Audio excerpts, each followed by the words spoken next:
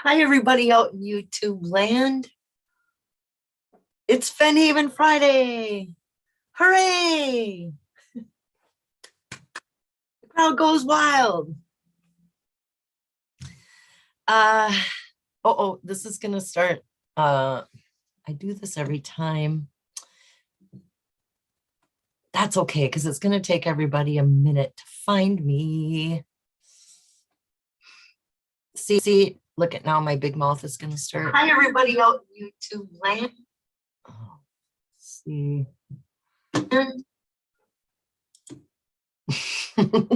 There. Oh, cringe. Okay. Who do we have in here? Hi, Huli. Hi, Eugene. Hi, INFJ. Okay, Larry. Albert. Camus. You must think I'm a moron. Like, I just figured out that Albert Camus is a very famous, like, author. I have learning disabilities. I can hardly read, so I have excuses not to know anything about anything, right? But it's nice to see you nonetheless. Oh my God. Oh, there's Richard. Hi, Richard Rutherford. Hey, bro. Yes. After this week, I'm so looking forward to Fennhaven Friday, she says. Me too. This is my happy place. Oh, no, we're not going to think about that. Hi, Mojo Man Mike. Hey, there's Davio. Cheers. Oh, I just cracked a beer. One of these. JK Pioneer. Jeff, how's it going? There's Nomadic Madman. What up?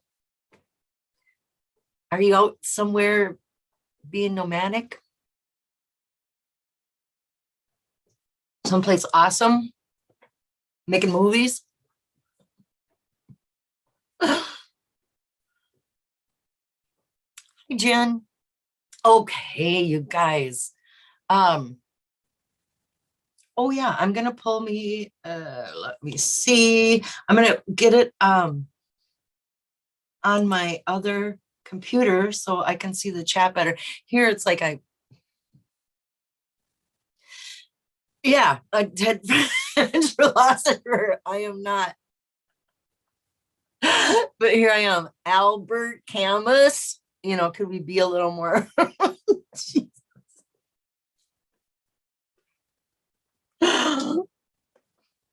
Guess who grew up in a cornfield?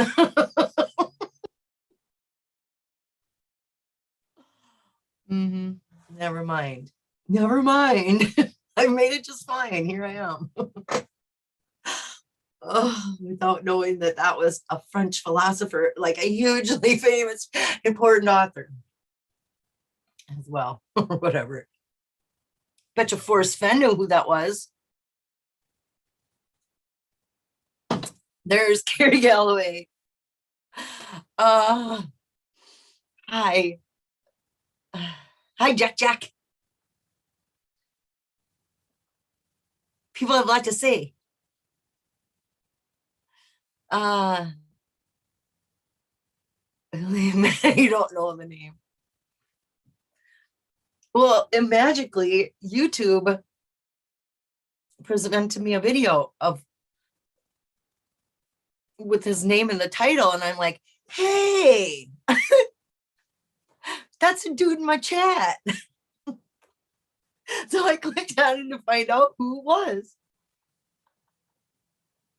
And they were talking about a book he wrote that was like Oh, so big, important, big deal. Anyway, I still didn't do what I was doing over here, which was pulling up my own channel.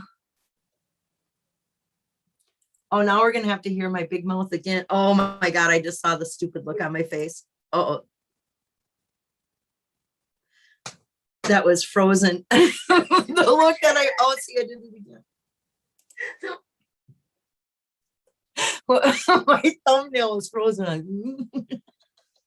Oh, I shouldn't make faces on purpose, because the more chances that you make faces on purpose, the more you're going to end up, your face is going to stay like that. Oh, Tecate. Jack's having a Tecate. That's fine.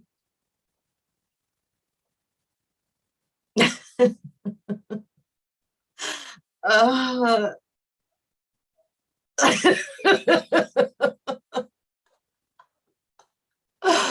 oh, there's Redneck Express. How you doing? It's good to see you. And there's the king has entered the room. Hi, King Casher. And is there peace in the land of Forest Fen? As far as I'm concerned.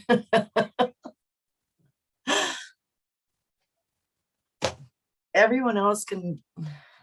Hey, guess what, you guys? This Sunday, which would be the 18th, I'm going to be on Bear Looks for Stuff. Me and Bear are going to do a live show together.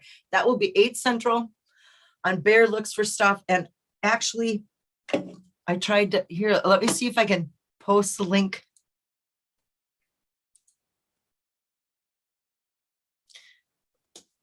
Oh, I pushed the wrong button. Everyone else can.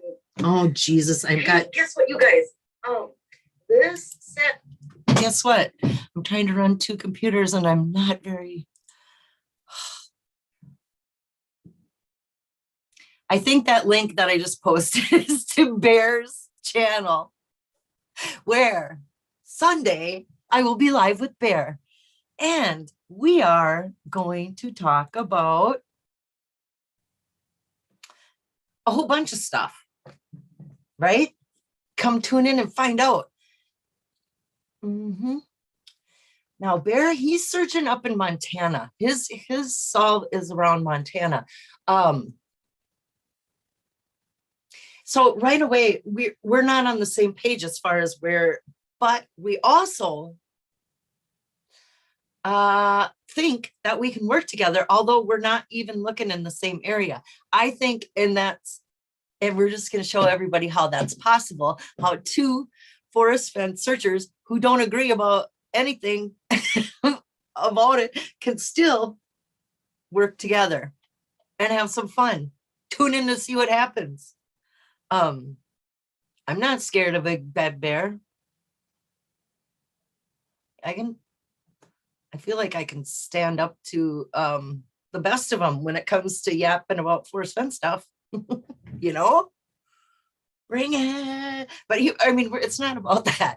We just want to we're just trying to steer our ship that never comes in away from the the choppy waters of the BS, and get a focus, get back to the fun focus of what it was before it all went to. Because you know what, even though that we don't know what's going on, right?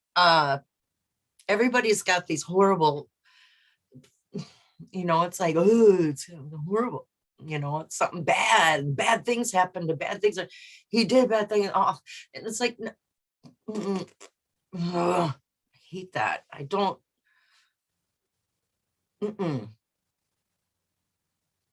Why can't people, when they're using their imaginations to figure out how this ended or what's happening, what's going on, why can't they spin it to great stuff? Why can't they think, oh, maybe we're gonna get a whole Forest Fenn museum somewhere, or maybe we're gonna get an amusement park ride in Las Vegas. An Forest Fenn escape room, or maybe we're gonna get something super fun. Maybe we're gonna get Fennhaven is gonna reopen in West Yellowstone. Anyway, it's fun to think of it. What's yet to come under the idea of, hey, this could be great, instead of, hey, this is horrible. Oh, there I was making faces again. Okay, well, thank you, Ren Express. You rock. Hi, Uncle Titus. The house is, I can't read. There we go. The house is close to Museum Hill. I went and watched Forrest's birthday bash. It was fun to go back in time. Ah, yes. That is fun thing to do on it. Yeah. What are the chances Doug Preston buys the chest? That would be fabulous. Ooh, if Doug Preston's got something, plus he's got what's that guy's name? R.R. Martin, Game of Thrones bucks guy, writer, great. There's two, those guys are working on something big project anyway. I mean, and he has something to do with Meow Wolf. What's his name? Bought a big giant bowling alley for the Meow. Anyway, I've never been to Santa Fe, so I talk like I know what the hell's going on. Like I don't know anything about Santa Fe, but I still need to go there no matter what. Sailing the rough seas is Susie's arc of deliverance.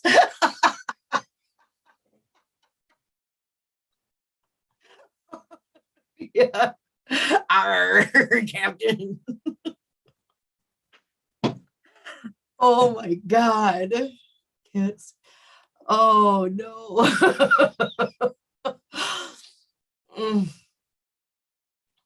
I'm the booby YouTuber. I ain't going anywhere.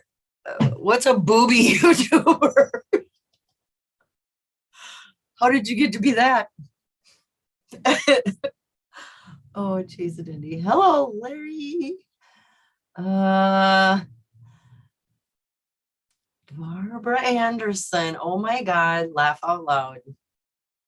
I hope you're laughing with me and not at me. Or how does that go? Preston was with the NSA. His books were written by agency underlings. Dun, dun, dun. Says, fuck you, asshole. Okay. Chase Money, but hey, COVID is freaking terrifying. I need me some Susie Fennhaven to cheer me up. Oh God, oh Candy, that's horrible.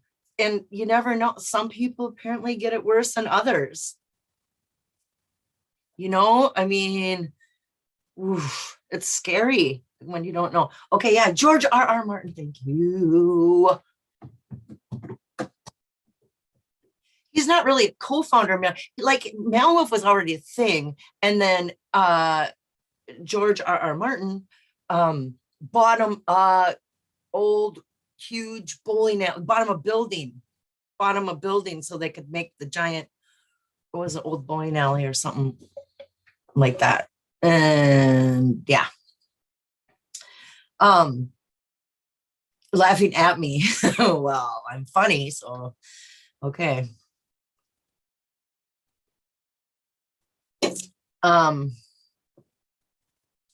I hate snakes in general, Joe asks.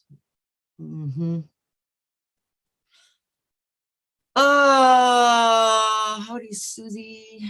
Hi, Mary Green. Good to see ya.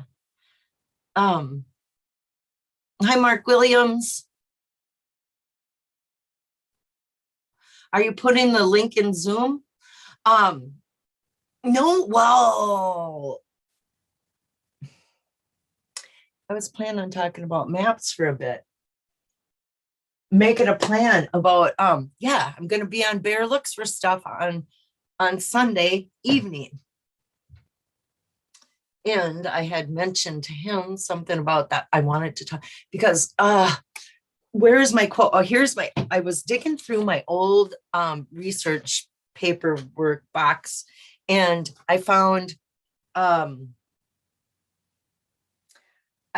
just all my notes. I mean, like I am the most unorganized, scattered. I write upside down, backwards, inside the, oh, organization is my worst. But then again, I think makes me a good treasure hunter. The scattered ways I see things, perhaps, maybe, whatever. I got to pretend it's a advantage. Mm-hmm. Here we go. I have written here, this is a Forrest quote. But if you knew the geographic location of each clue, it would be a map to the treasure. This is what Forrest said. If you knew the geographic location of each clue, it would be a map to the treasure. So right there in that quote, he's telling us that each clue is a geographic location, not just. So that tells me, we don't have to guess how many clues there are because he told us right before the poem there are 9 clues. So we know there's 9 clues, and he's said that many times. And there's 9 clues in the poem, and if you follow them in consecutive order, blah blah blah blah blah. So so each, and then he also, I was watching an old Gypsy's Kiss video, watching Toby. It was about where they were talking about waters. It was from back in 2018, and they were talking about water, the very first clue. And and so I was listening back to that. Oh, what was my point about that? Damn,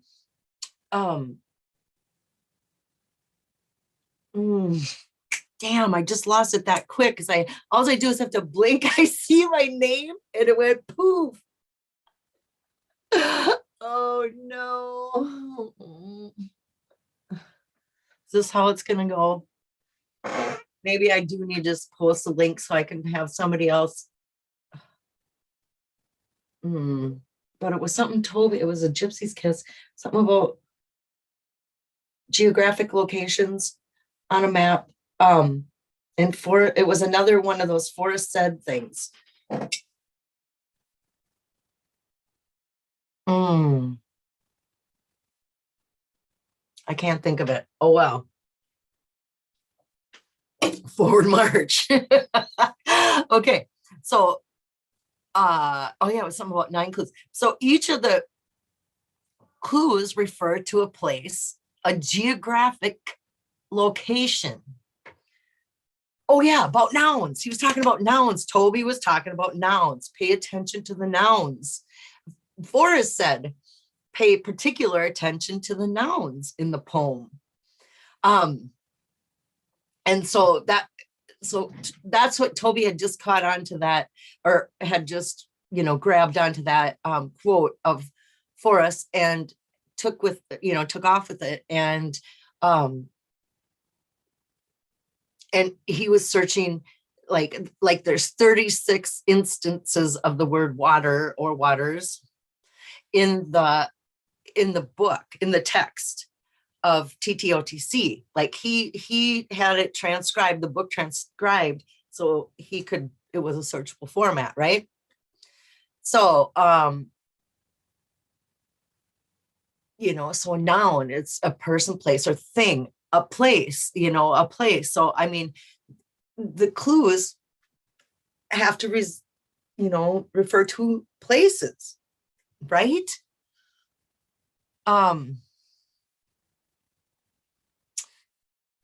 Yeah. So where was I going from there? Okay. So after, here, I'm just going to read there's only one noun in the poem. I just realized. What do you mean? Do tell, Eugene. Paddle is a person, place, or thing. A thing. I mean, water is a person, place, or thing.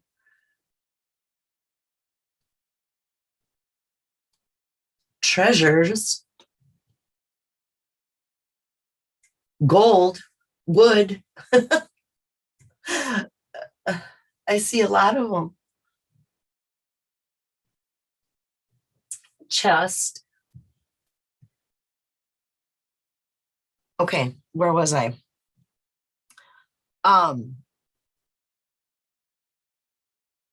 Okay, so back to the idea of the waters. I keep looking over here because this is where I have the poem is giant size on my wall. I'm not going to show you because I'm whatever, it doesn't matter. Oh my God.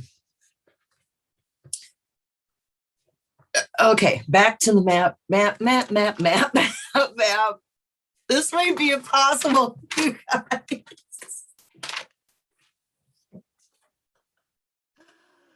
Oh, not home. The poem is written. Brown is the only one.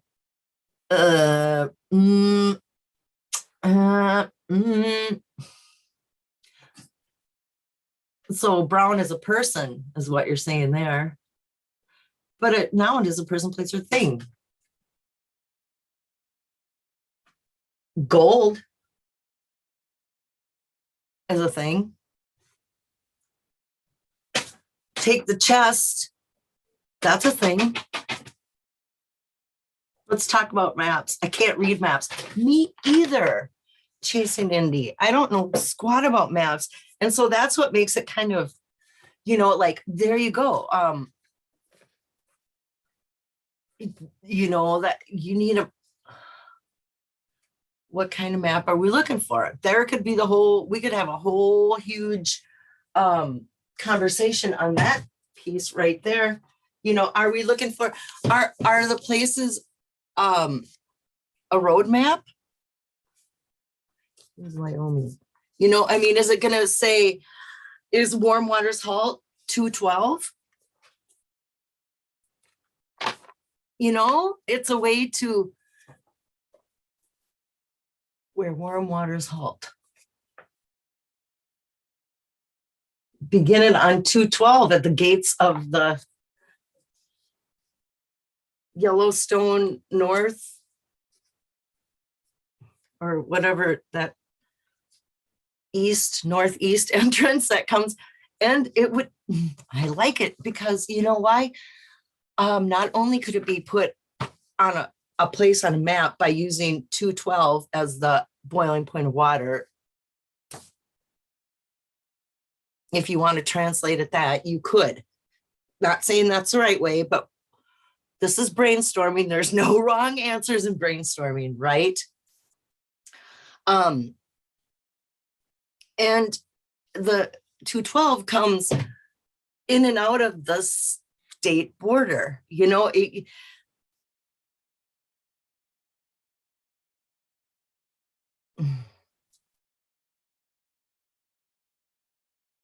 but anyway, okay. I get lost in that thought and forget that I'm live on YouTube. I need to talk if I'm going to be the only one.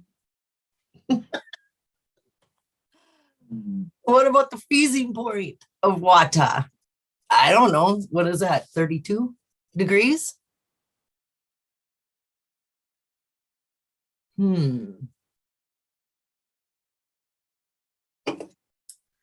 I don't know, but that's a good one. It's an interpretation of warm water. Hang on. I'll be right back. I'm still right here. I have allergies and my nose is out. I just don't want everybody watching me there. Okay, so what does he say about a roadmap? Okay, and then you told me, and what did you say? Something really smart. I just saw me itch my nose on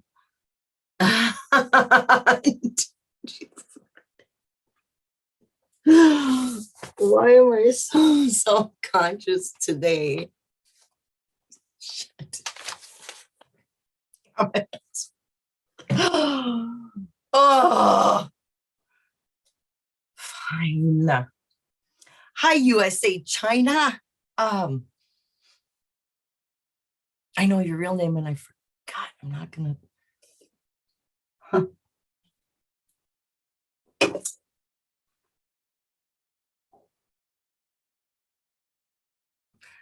I found out that the Preston comment came under my name 1 minute before I turned on this video, posted from my account, and I'm not showing a sign in. So that could be circumvent Google's login.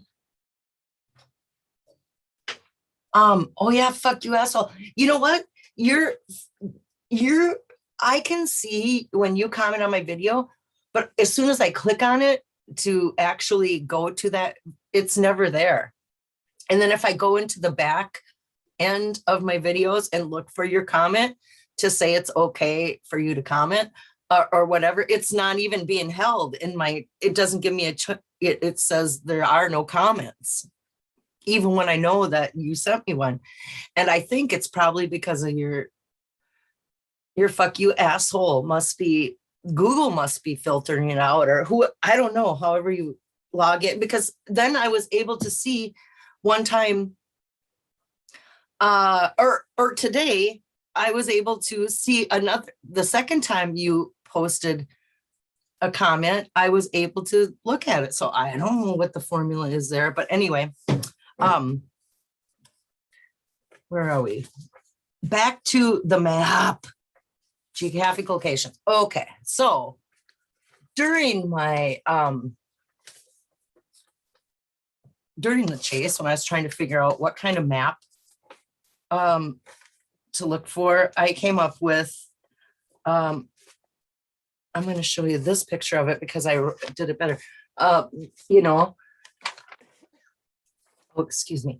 I believe this is page, is this, I can't remember what page this is on, but anyway, it's the Looking for Lewis and Clark chapter. And right here, this is, I always called this the map chapter because right here in the weeds is where I can find where it says 7.5 or 7.5, 75. And here I wrote it in with pen so you could see it easier. Can you guys all see it? Or is it 25? But a type of map, there is a thing where the map scale is 7.5. It's a common, that's what the Forest Service maps are. I'm looking for one because I have one right here. My maps. Like, you know, like these kind of maps. It says right here, USGA, 7.5. I don't know what that means. Feet? Or, you know, the little mark. Whatever. I know it's a type of map. And I happened to see that 7.5. So I always assumed, and this is the only map or the only chapter in The Thrill of the Chase that talks about maps, an actual map. And he says it to, you know, he gets a map of the Gallatin, oops, isn't it the Gallatin National Forest? Oops, this is the wrong, here's my good book. This one. Here he is right here. I opened right up to it. Gallatin National Forest. I did, I opened right to it. It's on page 60. So when he's talking about, so we got a map. The word map is right here. And that 7.5 is right here. And this one, he's talking about Red Canyon. This one, he's talking about Red Canyon. And what else? It makes me remember that Lorraine Mills, 2012, I think it was or was it 2013? I think it's the 2012 video with Forrest and him talking about beautiful Gaddy Schwartz. Left candy wrappers in Red Canyon.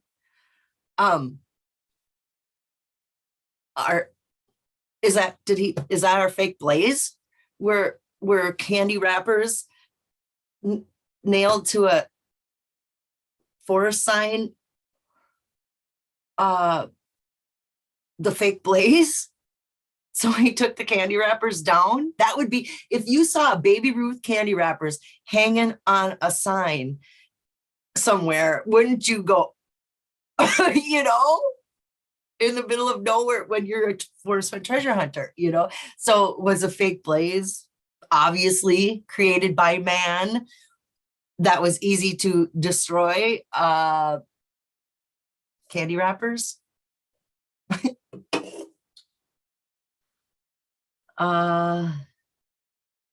No singing, it bothers Susie. You're right, King, you're right. I'm missing a lot. I know, okay, Mark Williams, I see my name. I think that story is fake. So do I. So why did he, I know why he brings up Gaddy Schwartz, because he's a news anchor and he needs a cheerleader in the media, as many as he can get. So I can see why, why he's picked Gaddy for this, but this, this made up story. Okay, so, and when he talked about Red Canyon, he talked about it being in Yellowstone or being in Wyoming. And somebody else had told me Red Canyon is in Montana. Are we sure that the Red Canyon doesn't go down into Wyoming and because you know what, when you read the word canyon in the poem, you read the word canyon, in the canyon down, you just read that word canyon. You read the word canyon, Red Canyon, the canyon that's red, the one that's in the poem. There's a way you can connect a location on a map or a geographic location, or what's the word? Yeah. To someplace in the poem.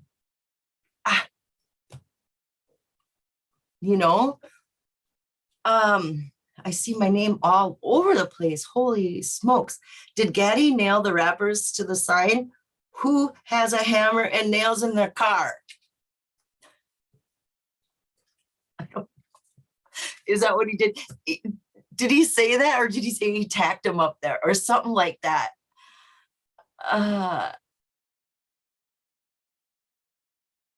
Yeah, fishy, that story. Hi, Atlantic Coast. Good to see you. Here, Do you think because I have COVID, I can do a Make-A-Wish Gaddy to answer my email? You could try. Oh, I mean, the worst thing you could do is ignore it, right? Mm-hmm. Gaddy was in on this more too, because he's the one that in that that shot where he said he followed Forrest Fenn from 2013. When he said he followed Forrest Fenn to the Roswell printers in Arizona. Isn't it where this is? Roswell bookbinding in Phoenix, Arizona. Okay, so Gaddy said that he did an interview or a news piece, and it started out with him filming the Cracker Barrel sign, the restaurant, the Cracker Barrel sign, and then panned over to the print, to the, good Lord. But that Cracker Barrel is a nod to Eric Sloan.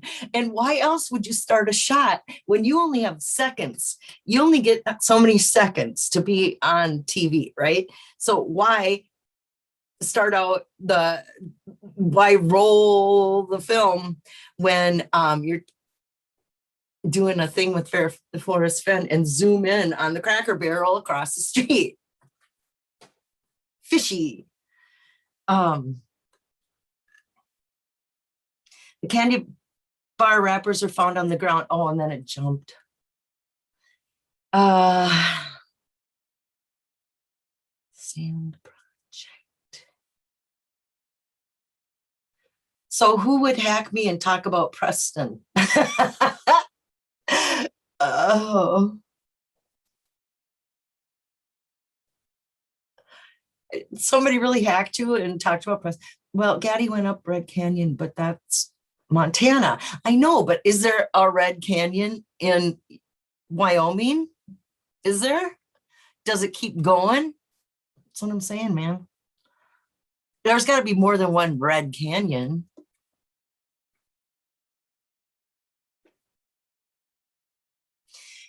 Eric Sloan also nailed a paintbrush to his palette before he gave it to Forrest. Where is that now? Be great. I'm sorry, you guys. Okay. Then Dale found the wrappers on the ground after Gaddy nailed them. That can't be real. Oh, that's right. Didn't the story continue that Dale went to Red Canyon and found wrappers? Mark, I think you're right. It feels like there's more to this tangled web we weave. And Forrest said in that interview, Red Canyon. Right here, it says Red Canyon, right here. And here's our map chapter. And here it says, got a map.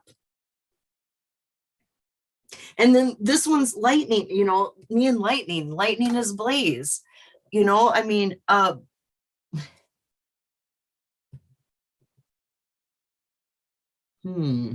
okay, but that's one way you can see how the map, how we're just doing brainstorming here to see how many ways we can figure out how to use the words in the poem as places on a map. Okay, hang on.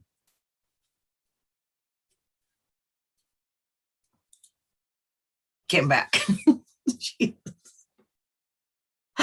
Oh man, where warm beer halts. I got a fresh one in the cooler. Hang on. Okay. Oops.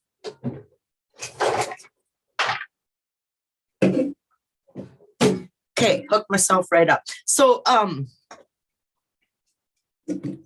this is also where he talks about matches. You know, there's another blaze. He talks about the matches, and then the matches, he lit the map on fire, set the map ablaze. You know? Mm. Hi, Lucky Digger.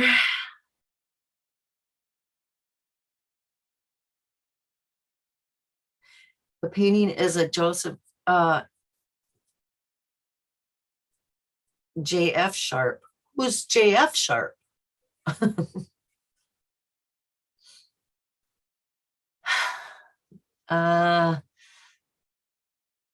J. Ann Schultz says, where did you go? The first clue is pretty obvious.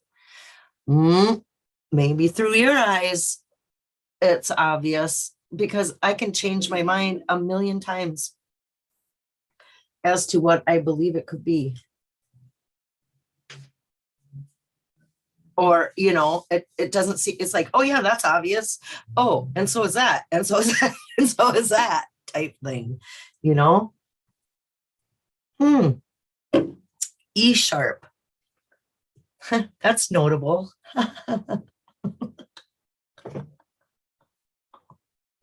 Wah, wah. That map would come in handy later.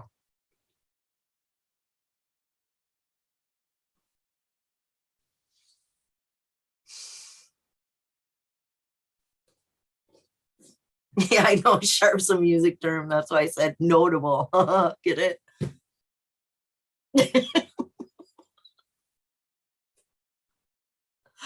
Oh God. Back in Fennhaven. Okay, so more maps talk.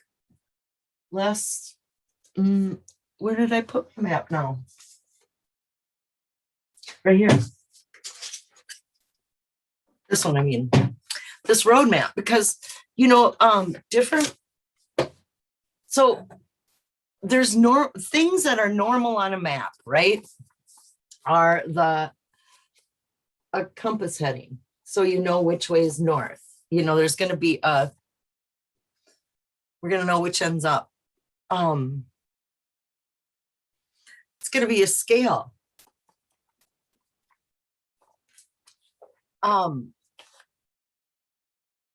And that's where that 7.5 comes in. Hey. And that's a United US G. What are all the letters on that? Some official.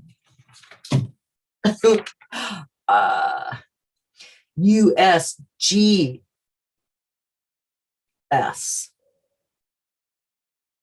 States Geological Services. I don't know.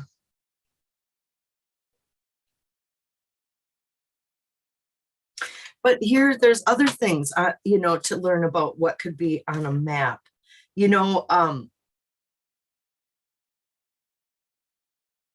there's blocks, depending on what map you're looking at. Well, even this one, even if you're doing a road map, a paper map, which, I mean, really, it has, here's A through F, and then numbered 1 through 5. So you have to find you know,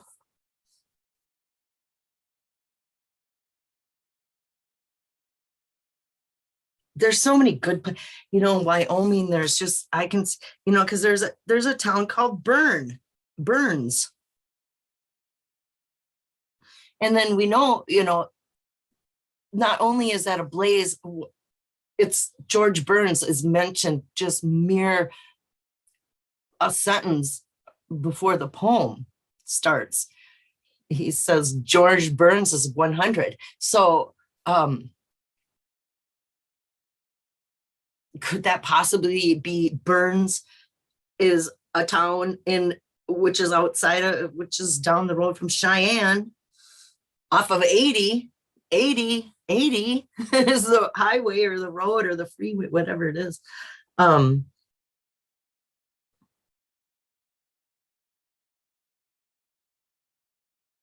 God, and there's Woods Landing, Centennial. George Burns was 100. That's a centennial. That's a means a 100. And also 100 could be our some sort of our map legend, you know, our Forrest Fenn map legends that he talks about right before, using it as a legend, meaning not like you would, here's the legend, but a legend as in George Burns is a legend, as is Eric Sloan, as is Forrest Fenn, but our map legends could be George Burns 100, Eric Sloan 80. I don't know what it possibly means, but we're just talking about ideas here. We're just going over what could possibly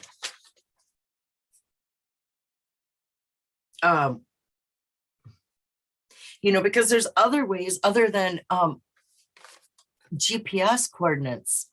Or do you think, when he's talking about, I don't think he's talking about when he says, if you could, but if you knew the geographic location of each clue, it would be a map to the treasure.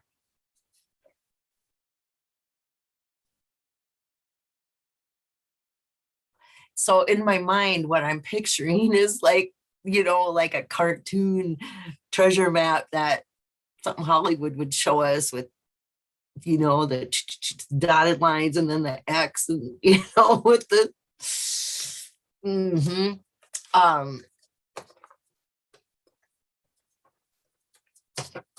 the geographic location of each clue.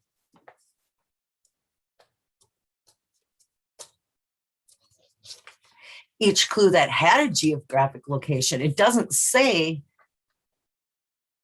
geographic each clue. It would be a map to the treasure. Oh man.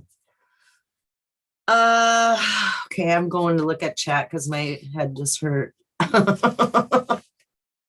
Okay, CIA decided to drop in and use my fuck you asshole name to tell us that Doug was CIA. Oh, okay.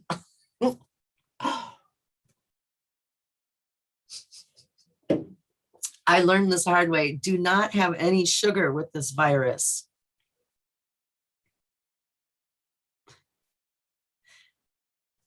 Dang, the chat is flying tonight. How many people do I have in here? 80 people. Hi, 80 people out in YouTube land. Thanks for joining me tonight. So does anyone want to jump on here with me? Does anyone want to talk? Should I put a link in? I feel brave enough. What state is, oh, it's Wisconsin. Looks a lot more populous than Wyoming. There's a lot of space between the little dots and the towns in there. Okay, yeah, I'm gonna post. Hang on, I'm gonna post a link. Can someone jump on Susie's chat and explain Red Canyon, please? Yeah. Okay, can somebody do that? Be great. There's got to be more than one Red Canyon, hey. Here's my, there's the link. Yeah. Yeah. So why does, what's he telling me? Gaddy found it. And then Dale reiterates that story. Red Canyon. It works for me. Because that's far enough up on the plume, it's beginning where, and take it in the canyon down. So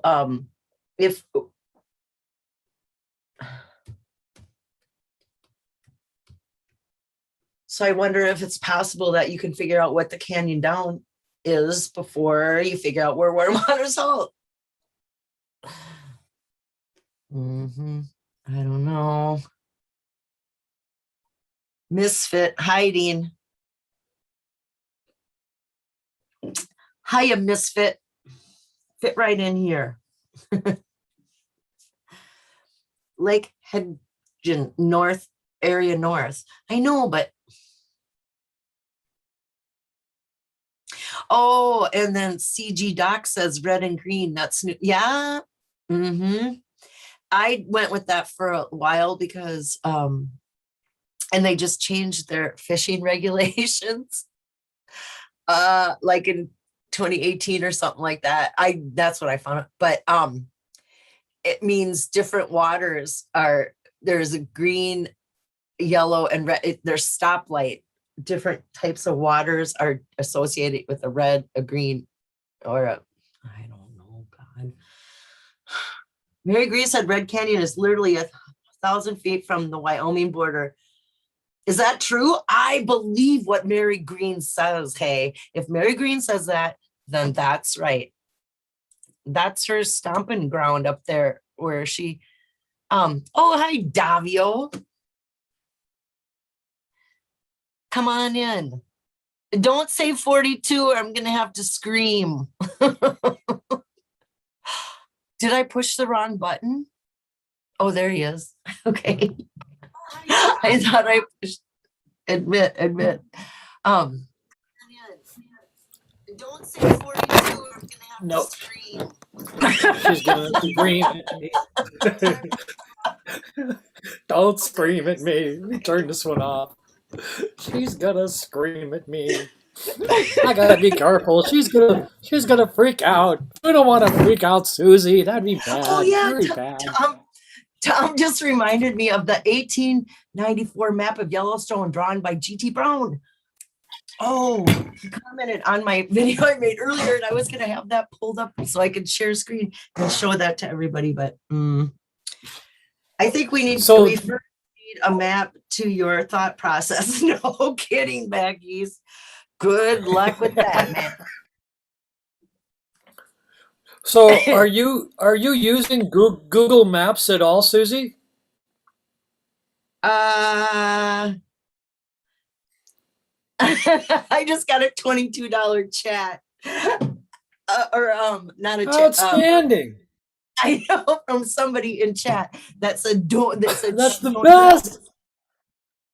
Here's to you. That's excellent. Lavender blonde. That's the best. Right on. Mm-hmm. We'll see if we can't get a $42 chat deal here. What do you call it? Send $42 to Susan. Actually, Actually, since you've got a $22, all you need now is a $20 one, and that'll equal the chest and the gold 32. What? No! Stop the madness! Don't do it to Susan. Okay. Really? Oh my God. So I was just curious if because Indy was saying maps, what maps? I don't understand these maps. What are you doing with these maps? So I was wondering if you were using Google Maps and if that was part of your chest of tools you're using to solve stuff. No, why are we asking me or asking Candy? You're the only one I'm seeing on the screen is you. I don't have I did when I had a solve, but I don't have a real solve any longer. So it's not like it's like you gotta figure out the poem before you can start putting it on a map, Well, I was sometimes tying these two things together. He talks about Casper. So for me, that was like a place to start, just to look at words, names, numbers, things associated with Casper, right there at the lower part, not too far from Red Canyon in Wyoming. Why I like press here is waiting. No, I don't know who you are, so I'm not gonna press here. What did you just say, Davio, there when I got distracted and I had a really good point about that? Well, it's just a location on a map to start. Oh, Casper. Yeah, there you go. The friendly goes. When researching using the dictionary, a real live dictionary, by the way. I went to this, well, it doesn't matter how I got, whatever, a dictionary, looking up each word or words in the poem, right? And I looked up Yes. walk, the word walk, right? And one of them is, it says to walk. As one of the definitions, it says to walk. And it's like, okay, what does that mean? And it says a ghost. To walk is to see a ghost, and to walk could be Casper. I mean, stretch. Nice. But That's right. you know what? I But like there you it. go again. How else are we going to figure out locations on a map if we don't take the words that we have and twist them, not change the words, but find a different meaning for those words that aren't what they seem as face value? And to walk is to see a ghost. Casper is going to be a ghost. Right Yeah, on. that's That sounds very creative. Why not, right? If I'm for me, I'm applying numbers which then show up on maps. That's what I've done. I know. So and I know, and I know where you got your 42. Where I have a problem with 42, that you keep which is referring by to Casper. as the weight of the chest, but that's really not. It doesn't say anywhere. What it says is over 20 troy pounds of gold, over 20 point. Yeah, it doesn't say point anything. He mentions the weight of only the weight of the gold. He doesn't mention the weight of the chest in this book. You would have no way to put those two things together just using this book. And the only way you could get 42 by counting from the bottom up, but you can't say 42 is important because that was the weight of the chest, because it's not in the book. It's not in the book. Okay. It is in the poem, right? If you count up and the answer is 42 and 41, that makes it really interesting, right? So then I started looking around at, well, perhaps the box and the trove. Finding other the treasure. But that's not a legitimate connection according to following what it says in the book, because this says 20 pounds. It doesn't say 22. And it doesn't say the weight of the chest either. Just making a point, just going off because, whatever. Forrest's big decision was whether to walk out of the jungle or use his radio. It was not far, but he deemed it too far to walk for his family. Use the radio instead. You know what? That David Crump, for a while, I had a radio tower as a possible landmark because in Colorado, there's where the guy is buried, Buffalo Bill. Isn't that where he's buried, in Colorado? Near there, if you go up to his grave marker or whatever, on the way up there was a radio tower, and just the way Forrest made big deal about listening to the radio, and I thought, oh wow, what if you get to that point and you turn into a radio, you have to tune into a radio station and it's Forrest Fenn talking or something like that, like there's a looped broadcast somewhere out in the AM atmosphere that you turn your radio to, and then it says you found it, or like radio frequencies. I don't know. I like it. I like it. That is unlimited imagination. I like there isn't. Well, what's interesting is he does say on pages 39, 40, 41, 42, where he's talking about the radio, picking the top 10 music. He's picking the songs that are going to be in the top 100. So it's interesting on those numbers are the same numbers on where it says the answer. So I just applied where those numbers are to those pages, and look at that. We're already on the radio. So I don't disagree with your radio. And Hooley's brought up the crystal radio too, that his brother Skippy made for us, and that turned up as a scrapbook, and that ended up in Too Far to Walk. That's a story in Too Far to Walk. Absolutely. Too Far to Walk is, I believe, is a very helpful book that is part of this as well. I don't think you can ignore Too Far to Walk. And he was a radar mechanic, and or a radar, was Right. that what he was? Forrest was? Yep. Yeah, he was going to radar school or something like that. And you learn all about all that stuff. Like Forrest, this All was the in radio waves. it was Yep. in his his wheelhouse. So it wasn't like too far out to be able to think in that sort of you know, abstract Wheelhouse. manner. It's in the wheelhouse of thought there. It's in the Uh-huh. same, it's on the table as it were, since he used that at the end of the book there, the table. So it's a table of possibilities. That's right. For me, it would be what are the mechanics that then take you to a place on a map, and that's what I was trying. That's where I thought I could, open up a can of worms. Is if he's using Google Maps, that allows you to see things in many perspectives, in and out, different terrains, and it allows you to use latitude and longitude really easily, just by clicking on the map. It gives you the number of where you are, latitude and longitude wise. And by the way, Casper is at 42, coincidentally. So it's a number or a parallel that is Right. And that is not that's kind of interesting. Right. It is. Only because he says the answer I already know. Now everybody keeps saying it's going to be something really obvious and standing out in front of us that we've overlooked. And I thought, well, that is so painfully obvious that it's irritating. So so I thought it's worth. That's why I thought I would pursue it.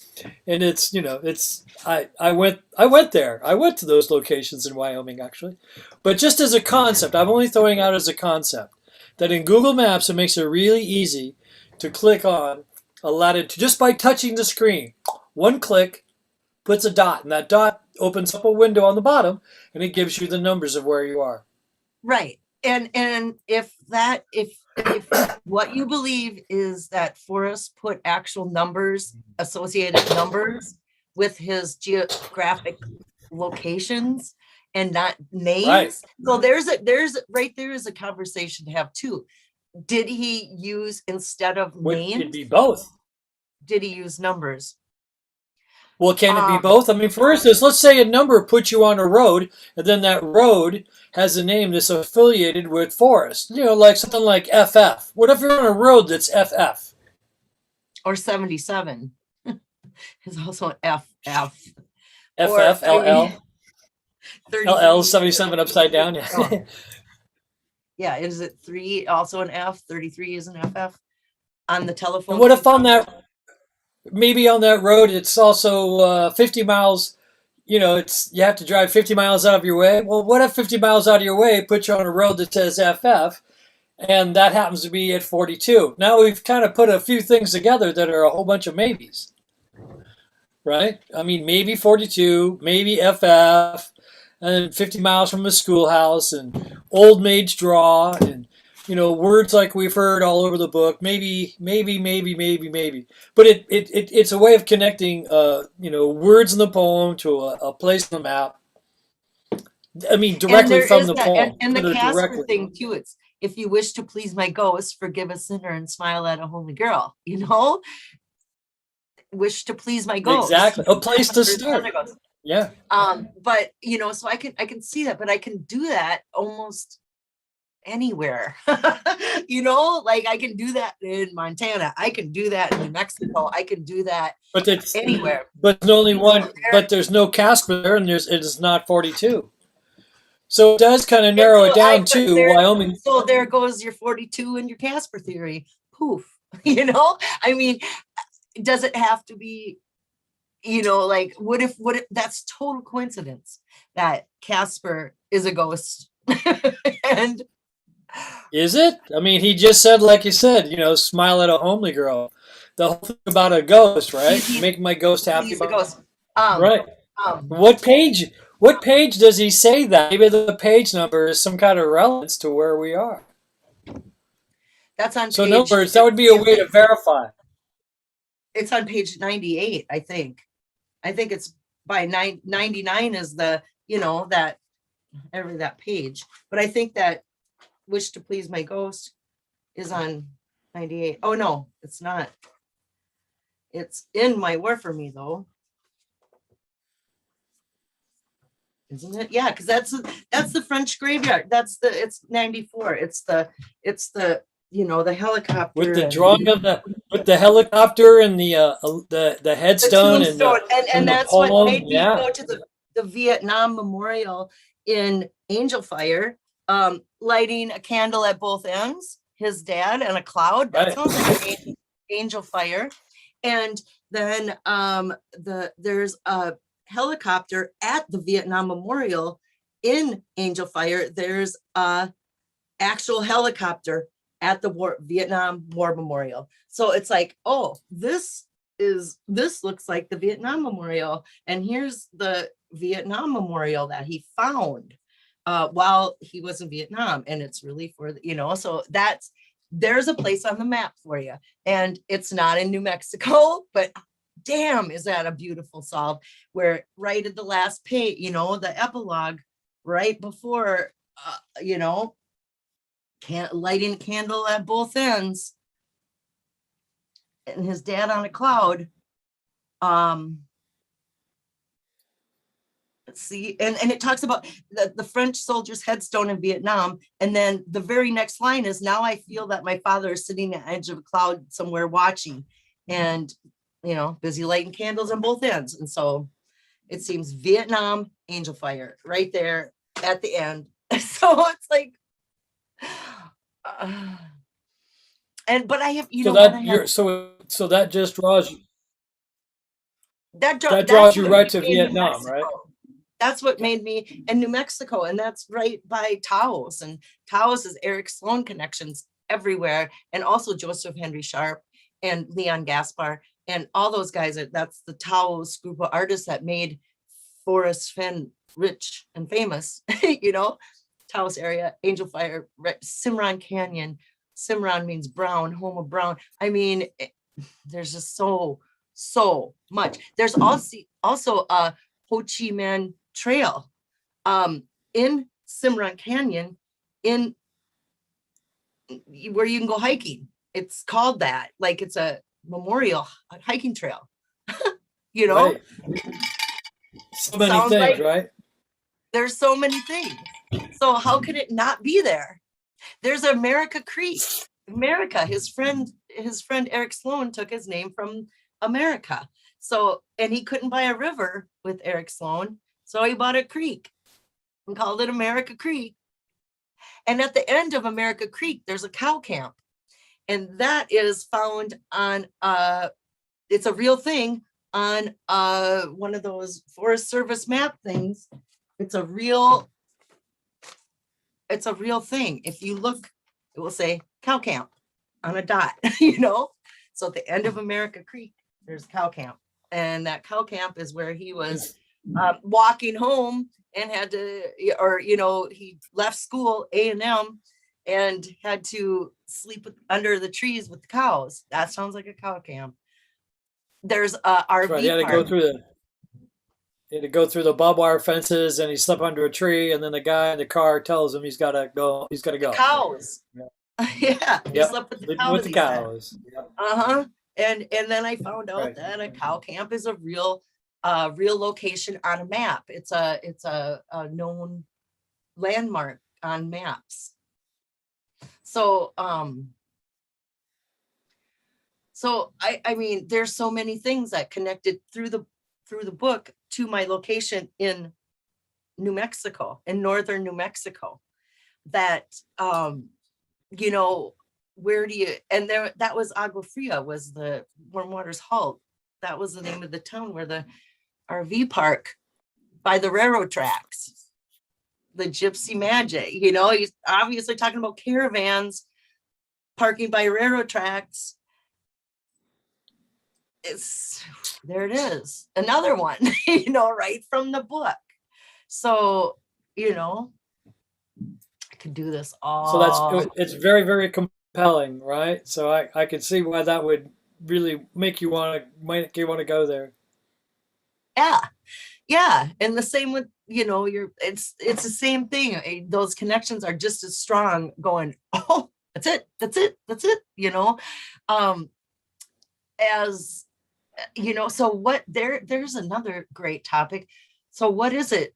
What made, Jack told Candy, and Candy's in here, that he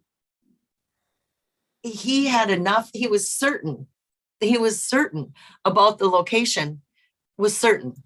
What makes him, what was it that turned that certain button from just as certain as I am, just as certain as you are? What made it turn that, what was it? And I think that, wow, that's a nagging question we all have. Great balls of fires happening in the chat room, it appears. Yeah, if Indy's in there, wish her well and hope she feels better. Looks like Doug Carver's really hooked on 43.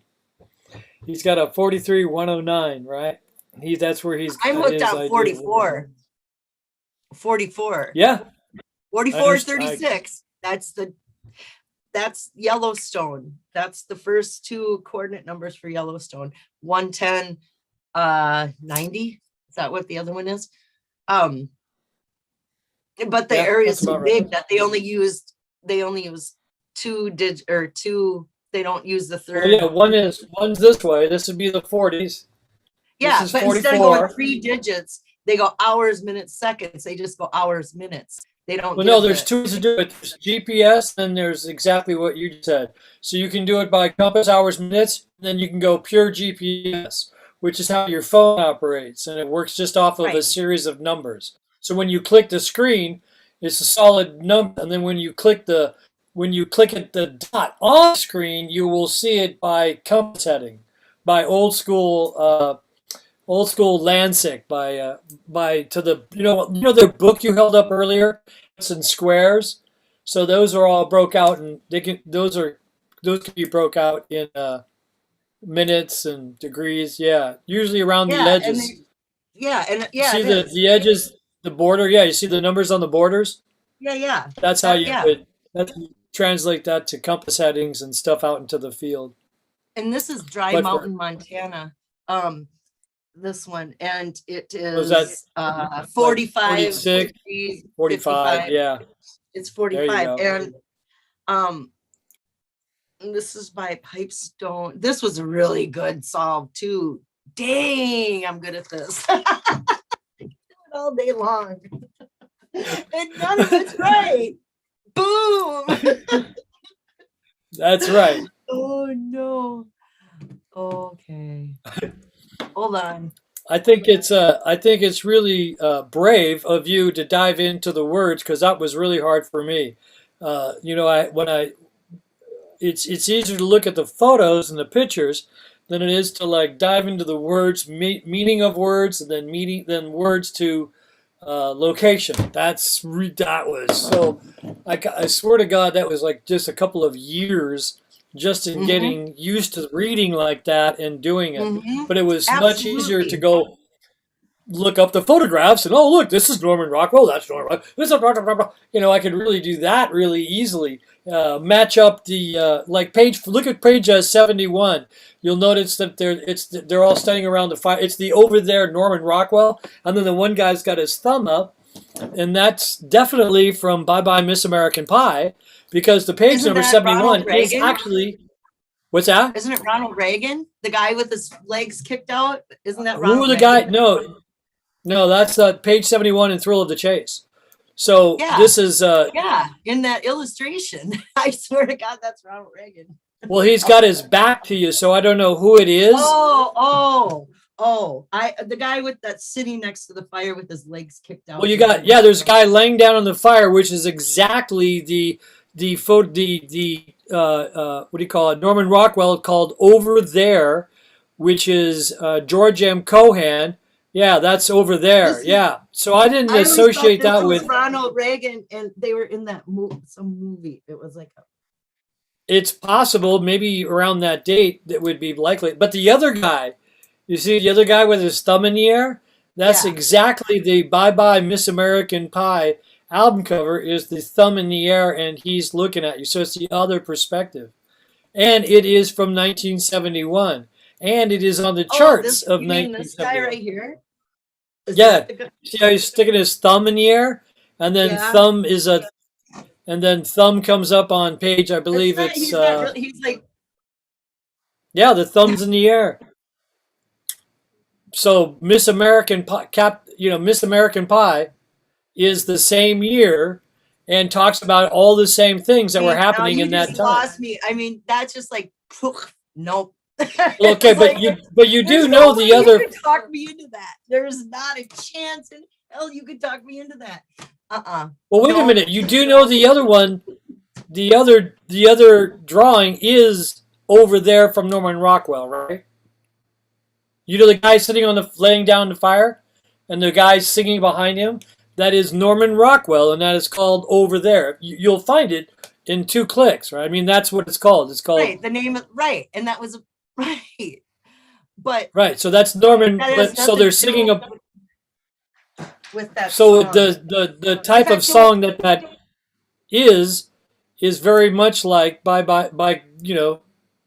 Miss no, American Pie. no. It could be, Okay. yeah, it could be. It could be. And that's fine. But do I think that has anything to do with the thrill of the chase? No, no. That is coincidence. Oh, There's a difference between a coincidence and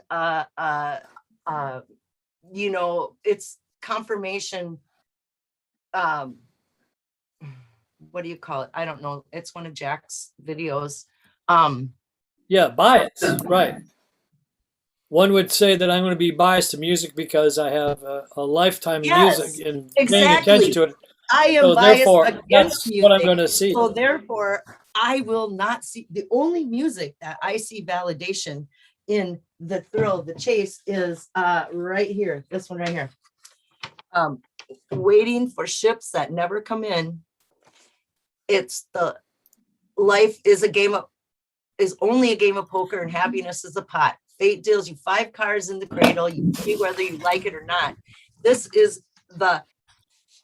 song is in the thrill of the chase. This song. And it was a song Right. first from 1911. This song was written or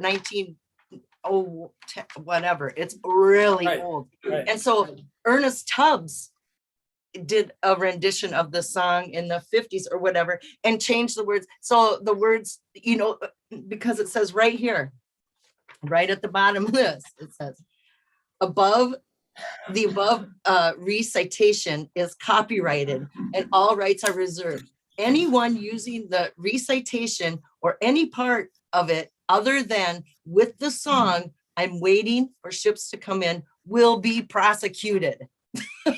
Wow. It's like, whoa, will be prosecuted. It's like anyone uses any part of the song, you're in big ass trouble. So what Forrest does, takes part of the song and Copyright. changes the words and changes 4 cards and a joker instead of 5 cards in the cradle, steals the song and says, screw you. I mean, and that's another word for pirate. If you look up pirate in the dictionary, it says a book thief. It describes a pirate as a book thief, someone pirated information, and Right. and that would be a book thief fight. And he did that over and over in the thrill of the chase, stealing. Now, he's stealing all the time? Like, did you see on page 70 right next to it, the start hearted men song, right? Yeah, is that song screwed up too? I mean, change the words. Here comes. No, I mean you can. Right on. You can go right onto YouTube, punch that in, and actually see that song in the movie, which is called New Moon. So in the movie New Moon, it's stout-hearted man, give me stout-hearted man. Dun, dun, dun, dun. It's a song you can actually hear right now on YouTube, just like the song Over There from the Norman Rockwell. These are so those 2 pages to me had a lot of music just right there in the cover. I mean, he's actually gives you the very same lyric, unchanged, are in that song, and you can go and see them on YouTube right now. Stout-hearted men, right? Page Well, and 70. you know what? Music has a shelf life of copyrights. Like just right now, everyone could sing happy birthday and no one could do squat about it. And it's not a copyright because now it's over 80 years old, 100 years old. I can't remember what the copyright cutoff is for music, but there is a copyright cutoff for music. And so Yep. some of these things that he's quoting or, you know, took, maybe the copyright had probably expired for that Stout-Hearted Men video that was, or, you know, song that was probably written in, who knows, you know, in the I think 18 it was or 19. 16, 15, 14, you know, who knows, Irish. The song itself, the song is really old. The movie is like 50s. I think it's like 53. Yeah, it's Is all when about the the song. It's how about how old the song is, well, not it's what necessarily the the movie. It doesn't matter. I mean, well, most songs in the 30s, 40s, and 50s were in, a lot of them were in movies, right? It was a way of promoting it, which is what Forrest is or talking about on written for those. the movies, right? Yeah, How you doing, exactly. Susie? Hi, Goodell Ken. What do you know tonight? Oh, just thought I'd jump in here and say hi and say hi to everybody else in the chat world there. Just going listen to Yeah. you about coordinates and GPS and Right? maps, and so it's all interesting. Yet you know, got to make something of it yet. I haven't seen anything kind of get in within 1,000 miles. Right. And um, so here's another thing that I just thought about a map. So do you think, so Eugene, do you think that there's going to be some sort of numbers to a location in the map? Or do you No. think that it's going to be named? Like it's going to be, you use the words in the poem to mean something different than what they are on face value to interpret it in a different way. Well, I really can't say where I left off in my working on my solution. I just got to a place, and if there was numbers associated with the place I was at, maybe that was the next step. But what I found was that when I found this treasure, I thought that was all I needed. There was no real physical treasure chest out there. I strongly believe that since 2016. And so I was pretty happy on the way I walked through my solution, because I can walk you, or I can walk through every specific point of the poem, and it's a story. It's telling you a story, and I really enjoy it. So it's not, you don't think that the 9 clues are a geographical location on a map? Well, he said there was 9 clues in the poem, and he didn't say there was any 9 clues leading to any map or Google Earth or anything like that. He said there was 9 clues in the poem. And you read his poem like a map. Right. And so what, there's an interpretation of a map. What is a map? It doesn't have to be coordinates. It doesn't have to be stars, or right. That's what I'm saying. And it says, but if you knew the geographic location of each clue, it would be a map to the treasure. It would be a map to the treasure. You got to read in between the lines on that, because if you go to each of these locations, which I found is, of course, a geological location, but you got to understand what that location means. And so what is a map? In my opinion, a map is a set of instructions. All right. It just tells you what you really need to do in order to complete the chase. So in my solution, I've got to one spot, went to the next one. I read it as line for line. I didn't really see anything at all for a year when I first started the chase. And then I saw something, and I started researching it, and I found out, okay, I understand that. Is that what he's trying to do? Is he using the dichotomy of looking at things, using your imagination? And that's the way I went. So I was able to determine the clues in the poem, which lead you to the 9 clues. All right. I don't know if you understand that, but you're looking, he says there's 9 clues. So we're looking for something that's relative to 9. That's what we're looking for. And so he had that 109 rules, his own 109 rules. And so that was a hint, in my opinion, that was a hint to one of the lines in the poem. So, so I went through each of my, and I've got videos up, but I don't really explain exactly what my videos are showing. But it does show geographical locations. Each of those pieces of information I put in my videos will show the location, but you have to look at it. You got to see what I'm doing. Right. And right now somebody's going to have to take a sledgehammer and pound me over the head with it, because I am not going to put that effort to try to interpret somebody else's, like to watch your video and go, how did he get there, and try to go backpedal or try to figure out what you're trying to tell me. Oh my God. I know it's difficult. It is very difficult. I don't want to. I have no desire to, Eugene. But there's no other avenue. I adore you, Eugene, but I don't give a crap, because you don't have the chest, and I do have the treasure. I do have the treasure. Yeah, and do you have Forrest Fenn's treasure? I have a treasure that's been sitting next to Forrest for many, many years. Well, that's the difference. The treasure I'm looking for is that box full of gold. Yeah. That was out in the mountains north of Santa Fe. That was actually out there. I think that's a whole story in itself, how Jack Seuss got that treasure chest. He's very how would you say, it's conspicuous situation. Conspicuously. Yeah.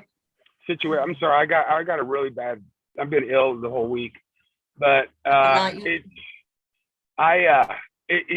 just there seems to be 2 elements in this chase. One is to solve the poem, and the other is the treasure chest. Now, when he said in the book to find the end of his rainbow and the treasure, he's talking about 2 different things. He's talking about his end of his rainbow and the treasure chest. So he wrote a poem. Right. And that's your interpretation of it, but that doesn't mean that that's the end all interpretation, because I don't see it like that. I don't see it. I see it as one thing, that you can go, it's all one.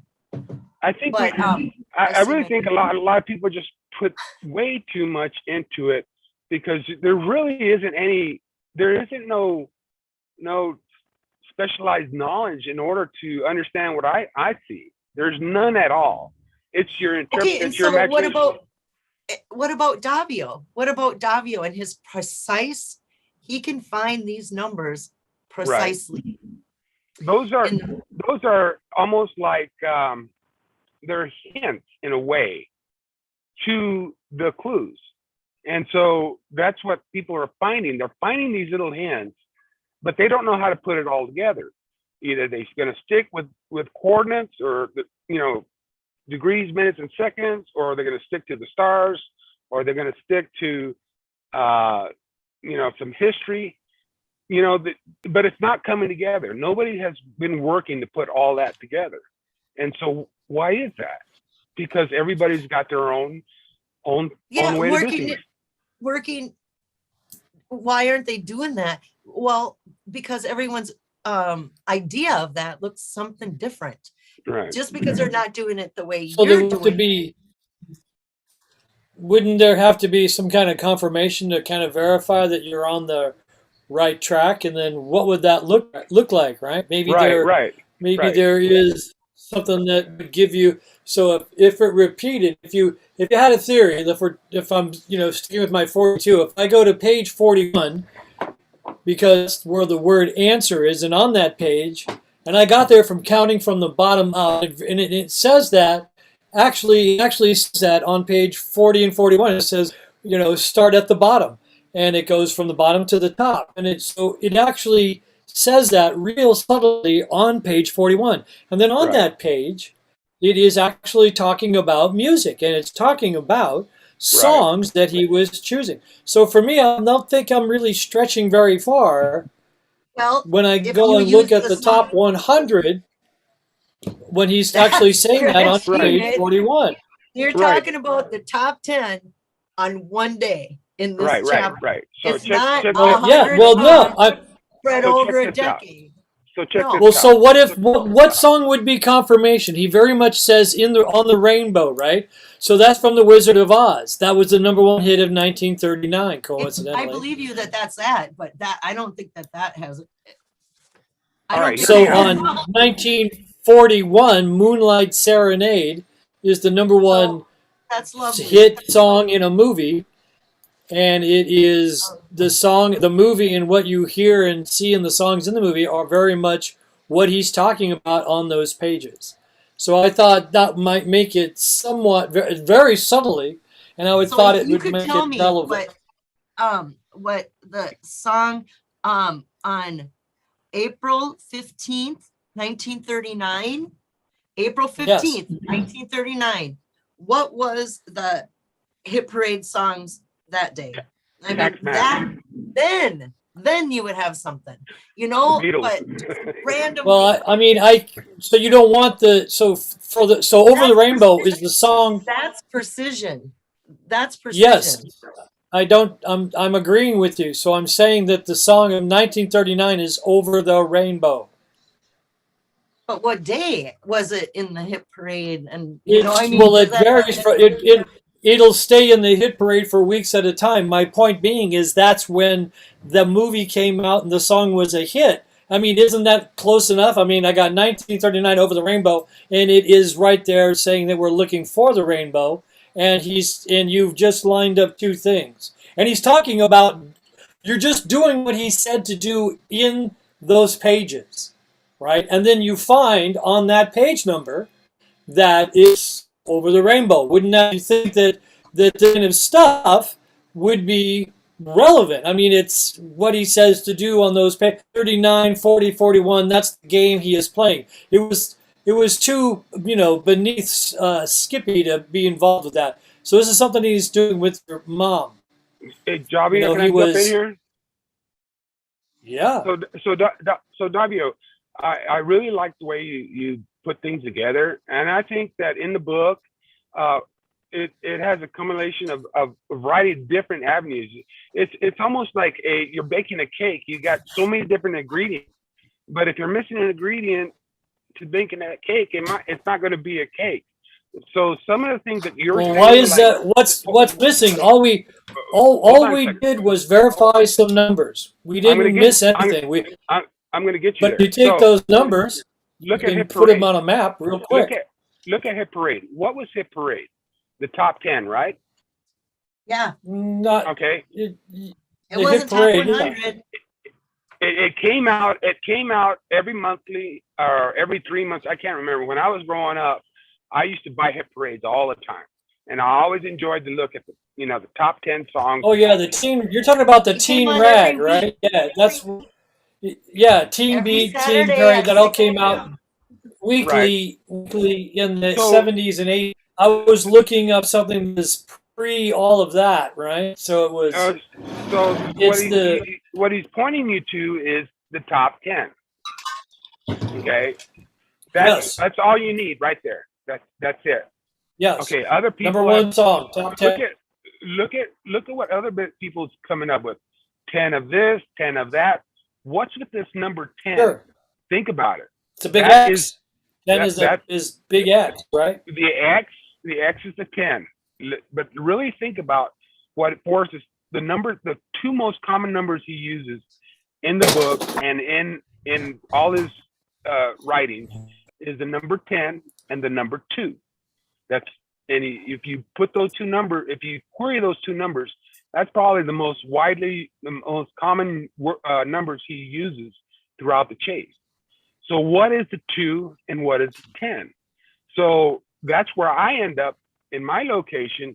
I can put what you're talking about. I can put what everybody else is talking about, from Yellowstone to Indian culture to the war. Everything is right there at my spot, and I know what 901 is. It's just it's reversed. I mean, 109, which is reversed to 901. So I'm not saying that everybody's wrong. I think everybody has a part, but it can't be, nobody can merge it all together. And well, I was saying that we're trying to find confirmation. In other words, right. I got Susie just found that on page 39, in 1939, we have found that Forrest is talking about, the top 10, what song came on at 8 o'clock and all that kind of stuff, right? So all that's going on those pages 38, 39, 40, 41, 42. Guess what? I just got $42.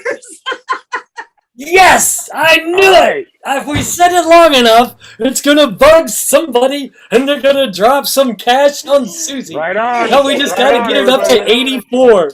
Okay, can I hear 40? Can I hear 45?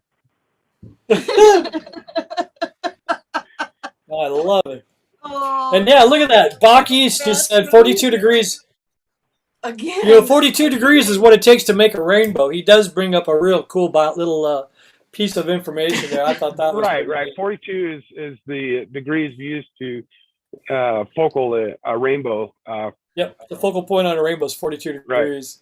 Right. That is hilarious. But Parallel 42 is a book also, the 42nd parallel. So which has the part in it.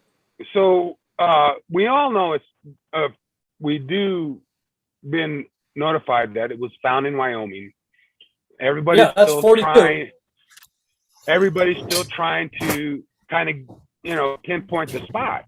So anybody look at the townships, how the townships are mapped out in Wyoming? And everybody looked at specific numbers correlated to certain places where Forrest has been. So I have intensely. So if you look at 109, all right, if you look at the 109, what area? You only got a specific area to work in within Wyoming. So that's something to look at. That's a hint. So did you find information on page 109 that make you want to go out there? What was your confirmation that makes you jump on 109? I only read the book once. And I read the book 300 times. Me and Susie have it almost memorized. Right. So I only read the book. Go on. I did reference it because something caught me, because every time I found something, I went back to the book to see where it is in the book, and I did find in the book where he mentioned, and he talks about it. He talks about groups of twos in the book. He says it twice. When he just throws it out nonchalantly, like, just like the untipped waiter. He says that twice in the book. Look it up. He says that word twice.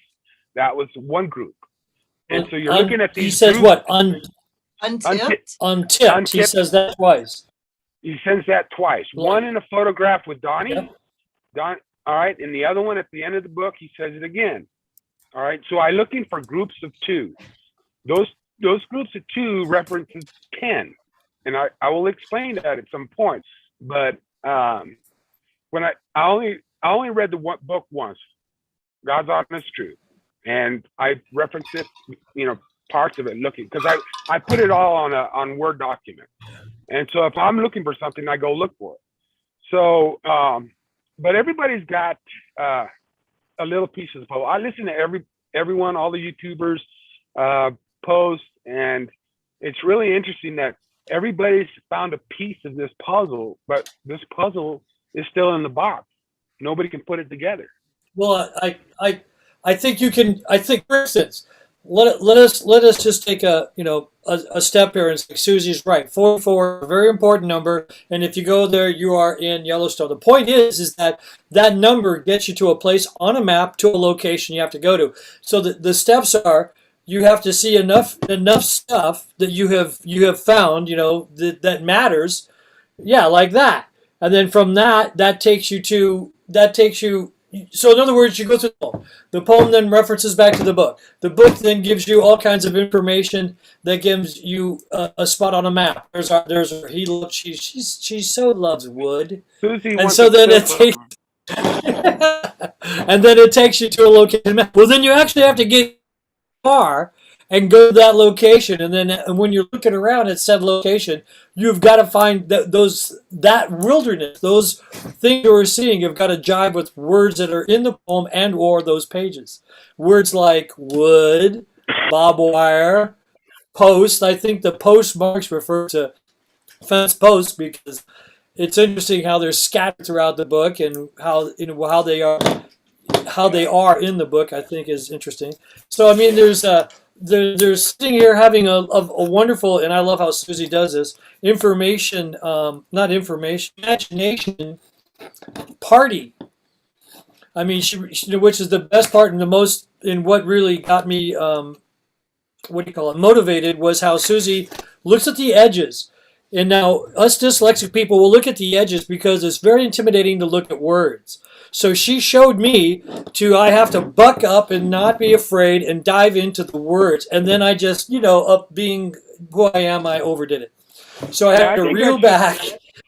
I really think that's just So too in depth and analytical. I mean, you're a very analytical person, Davio. Well, yeah. But So what I did is on every word in the poem, I attached, various definitions and theories, and I definitely think I went too far. So I backed up and went and focused in on the simplicity, and I thought the simplest thing was to number it. If there was a coincidence that fell upon that, then let's see where that goes. But numbers aren't simple. Are you kidding me? What's the first thing you'll do? I mean, do you learn your ABCs or do you count to three as a baby? No, I mean, it's visual. It's a visual perception. The first thing the baby does is have a visual perception of things. Yes, that's right. But babies visually understand facial recognition, and they will spot their mother out of a crowd. It's right away. But I'm just saying, Right. as a child, you learn how to count. You learn your ABC. But no other baby can. If you put a group of babies in one room, only one Yes, they baby recognize will find their a mothers. mother. They'll Yes, recognize that one mother. that's a fact. So Right.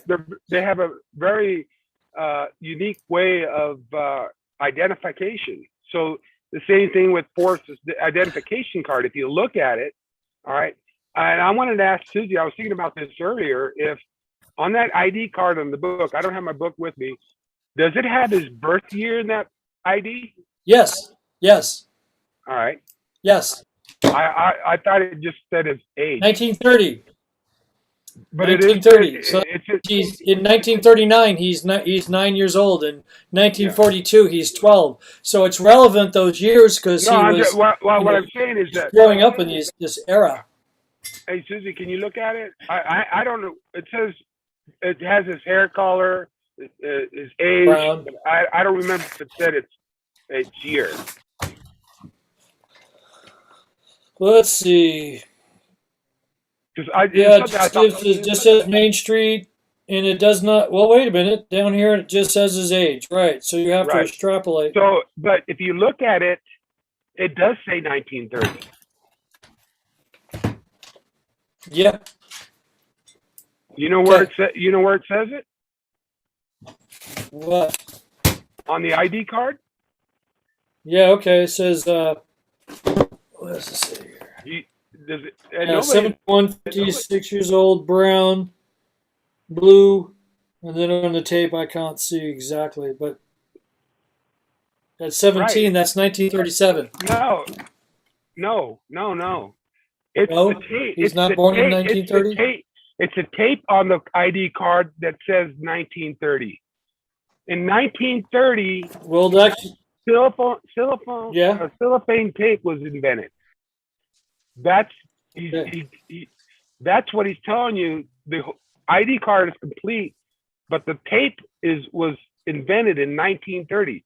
So if I put a symbol on that ID card representing the year, then that's what it is. It's 1930. Yeah, but it says that he's 17 years old, so that means the tape would have been around for what, 7 years? So maybe they're getting better at it by then. I don't know. No, that's when it was. But that's interesting that Can't see what that So says. the It ID, says the 17. ID card, he's using a visual to explain a date, a Yeah. year. by DV the Cooper cell- just flew in. What? Carrie Galloway says I've been hijacked. Who hijacked me? What do you mean? So What did I miss? so Forrest was trying to teach everybody what to look at. All right, he wants you to visualize or see. He wants you to identify what you're looking at. So the cell phone tape on that ID card is 1930. Not in a cipher. It doesn't say in a cipher. That's my cipher thing. That ID card. Yeah. So going back to It just says age. Right. And most ID cards give you a birth year. All right. So in this case, he created that ID card with the cell phone tape on it, and it would say the cell phone tape is 1930. Okay, but that's weird. So there's a weird discrepancy in this. The cellophane tape. Yeah, it was invented till 1930. Okay. But I mean, no, beyond the invention of cellophane tape, the fact that it says A17 on there, and clearly he's a tot in the photograph, really interesting. And Social Security number. What year was it when everyone started getting Social Security numbers? So that's another way to date this. Right. That's true. Why is the first three digits of the Social Security number identified what state you came from. All right, or region you came from in the United States. That's like 585. So there is. So it doesn't have one. All right. So this is missing the Social Security. It starts with male. Says 17 is the age. It says weight is 150. Height 6 feet. BR as in brown eyes. So this is the equivalent of blue eyes. Excuse me, brown hair, blue eyes. The point is this would be this would be the shit they would put on your dog tags. The little picture he puts in there of him, it says, look at the photo or thumbprint. Oh, that's clever. So it's a little tiny kid next to a fence in the photo, but it says 17. So that's 1937 that he would have joined the Air Force, which is all the pictures and airplanes and shit that's around here. You're shifting away from the idea of the ID card.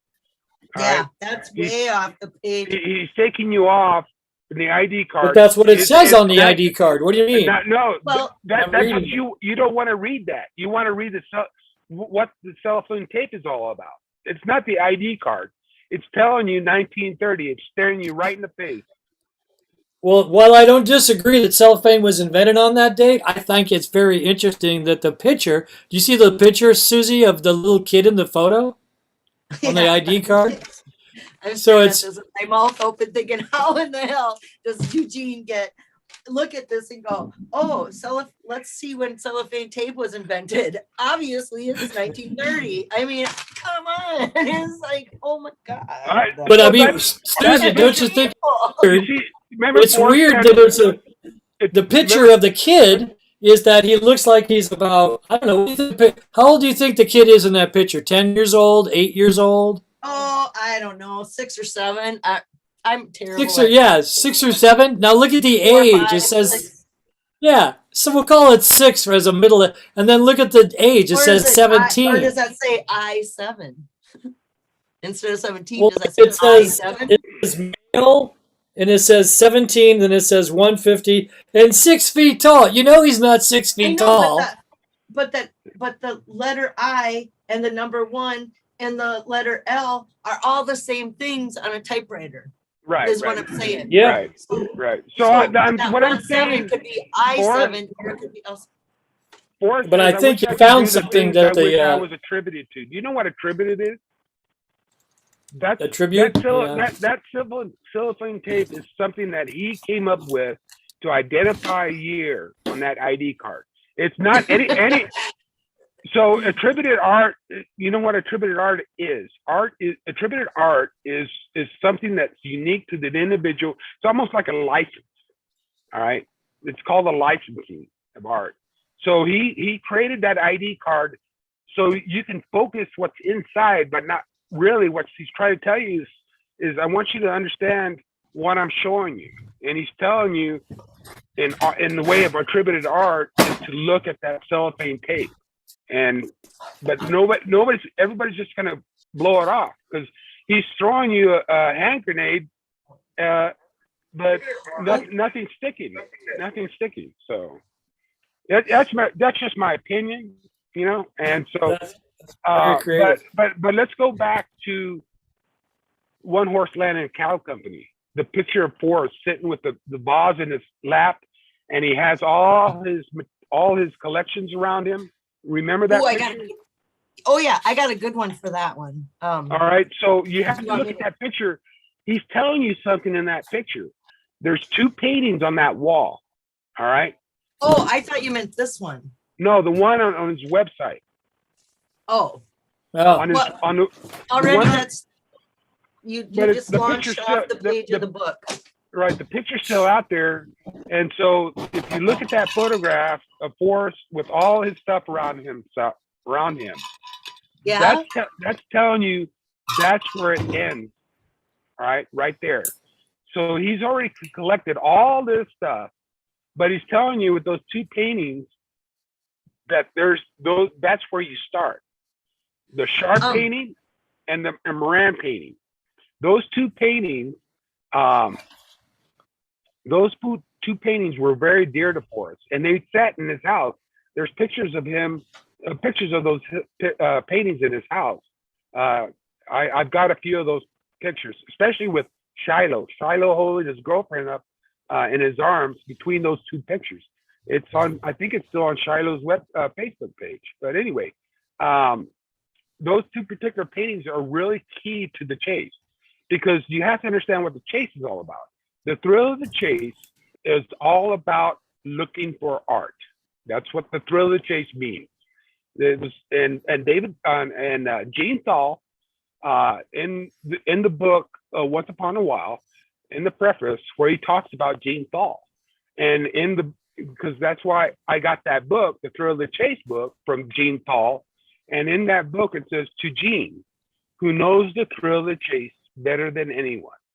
So you got to understand who Gene Thal was. Gene Thal was an art collector where he loved art that talked to him. It was important for him. It was dear to him. He collected all kinds of different art. And he was a really good friend with Forrest. And so I didn't find that information out until after I found where I was at. And it was important to know that what the chase was all about. And that's why I followed Forrest's footsteps. And I didn't read the Thrill of the Chase more than once. And so when I read through it, I kind of got an idea of what he was trying to do.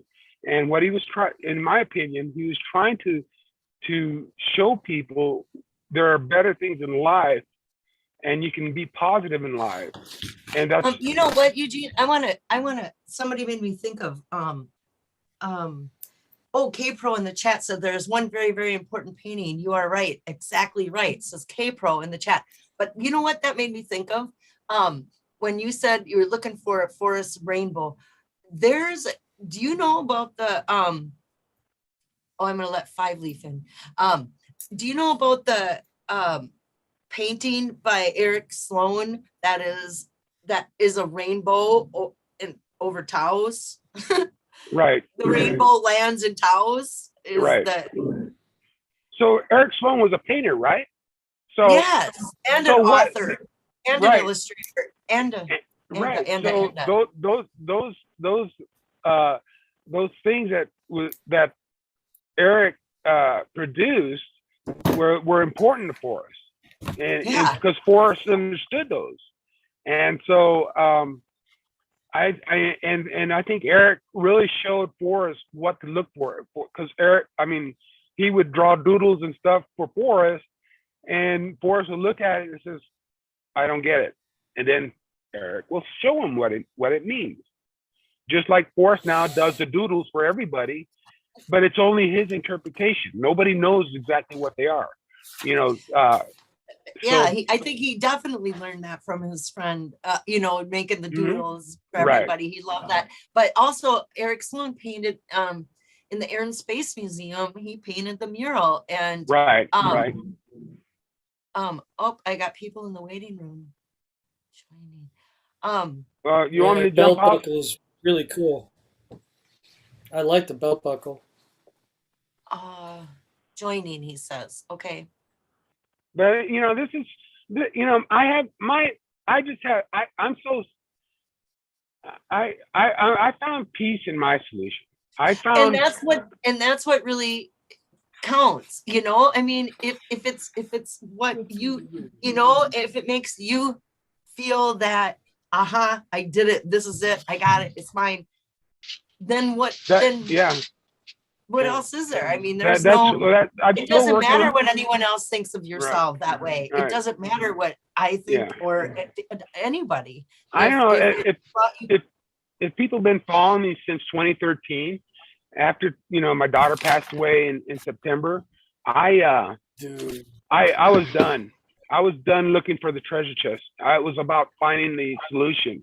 And then in 2016, when I just finally figured it out, and I showed Forrest, I think it kind of shook his boots a little bit. I or was at was a it that you just showed him something that he never thought of, or somebody when else I didn't, or when I one of told those him, things like an aha, like I told oh. him the end is ever drawing nigh is the end of the poem. That's where I showed it to him, and it's sitting right next to his chair. And so I pointed to him. I said, and because he wanted to hear my solution, he stopped me and he says, "I got something to show you." And he took me into his vault. And I was kind of stunned why he didn't let me finish. But What did he show you? he showed me a map of San Lazaro. And I looked at that map. It was a hand-drawn map on the wall. And as you walk in at the far right corner, it was on the wall.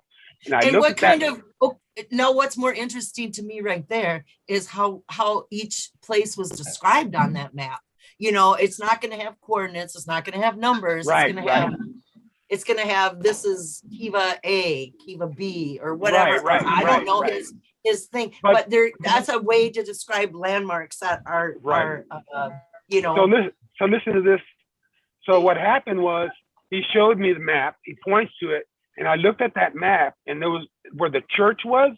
It was in the wrong location. I've already studied the San Lazaro, and I already was one up on Forrest and what was. And he showed me that map. That map was wrong. And I said, Well, Forrest. who drew that map? It was in Forrest's vault. I assume it was him. And so you know more about San Lazaro than Forrest. Oh yeah. Said. No, I don't know more than it. I just did my research. But anyway, and I did photo analysis on the region. So I got, when I asked him, I said, "Well, Forrest, I thought you sold the San Lazaro. All right, why is he showing me the San Lazaro map?" And he's telling me he thinks there's over 5,000 rooms there. And I said, "What do you?" And I got to thinking, I didn't say anything. I said, then I just said, "Well, I thought you sold San Lazaro." And he says, "Yeah, I did, but I'm still the foreman." And I took a quick step back and I said, "What?" He says, "Yeah, I'm still the foreman." And so, and he smiles at me, and then he shuffles to the right, and there's this book on the table right there. Now I know what I saw. It was a white book. In the middle of that book, the top of that book in gold was the letters San Lazaro. All right. So I got to thinking, that's wild. And I'm looking at the size of the book, and it was about 8 inches thick. It was about 13 inches wide and about 15 inches long. And at that moment, it drew me to the story where he talked about he put a red blanket or scarf on top of the chest. And later on, and he told Peggy, Peggy came in and moved that scarf, and there was a stack of books. The chest was gone. Do you remember that story? Yeah. Yeah. So then I got to thinking. So the wife and I, we went back to the truck, and I said, and my wife says, "Did you see that?" I said, "Yeah, I saw it. I saw that." He says, "Do you are you thinking what I'm thinking? I said, yeah. And what we were thinking is the chest was inside that book.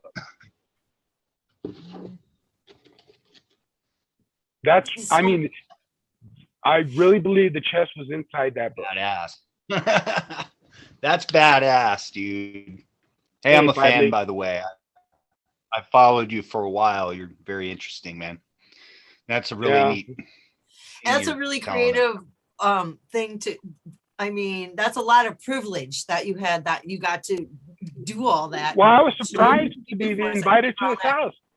I was up at the Laguna Pueblo, visiting the Laguna Pueblo, because that was the first hint, that was as I have gone alone in there with my treasure's bowl.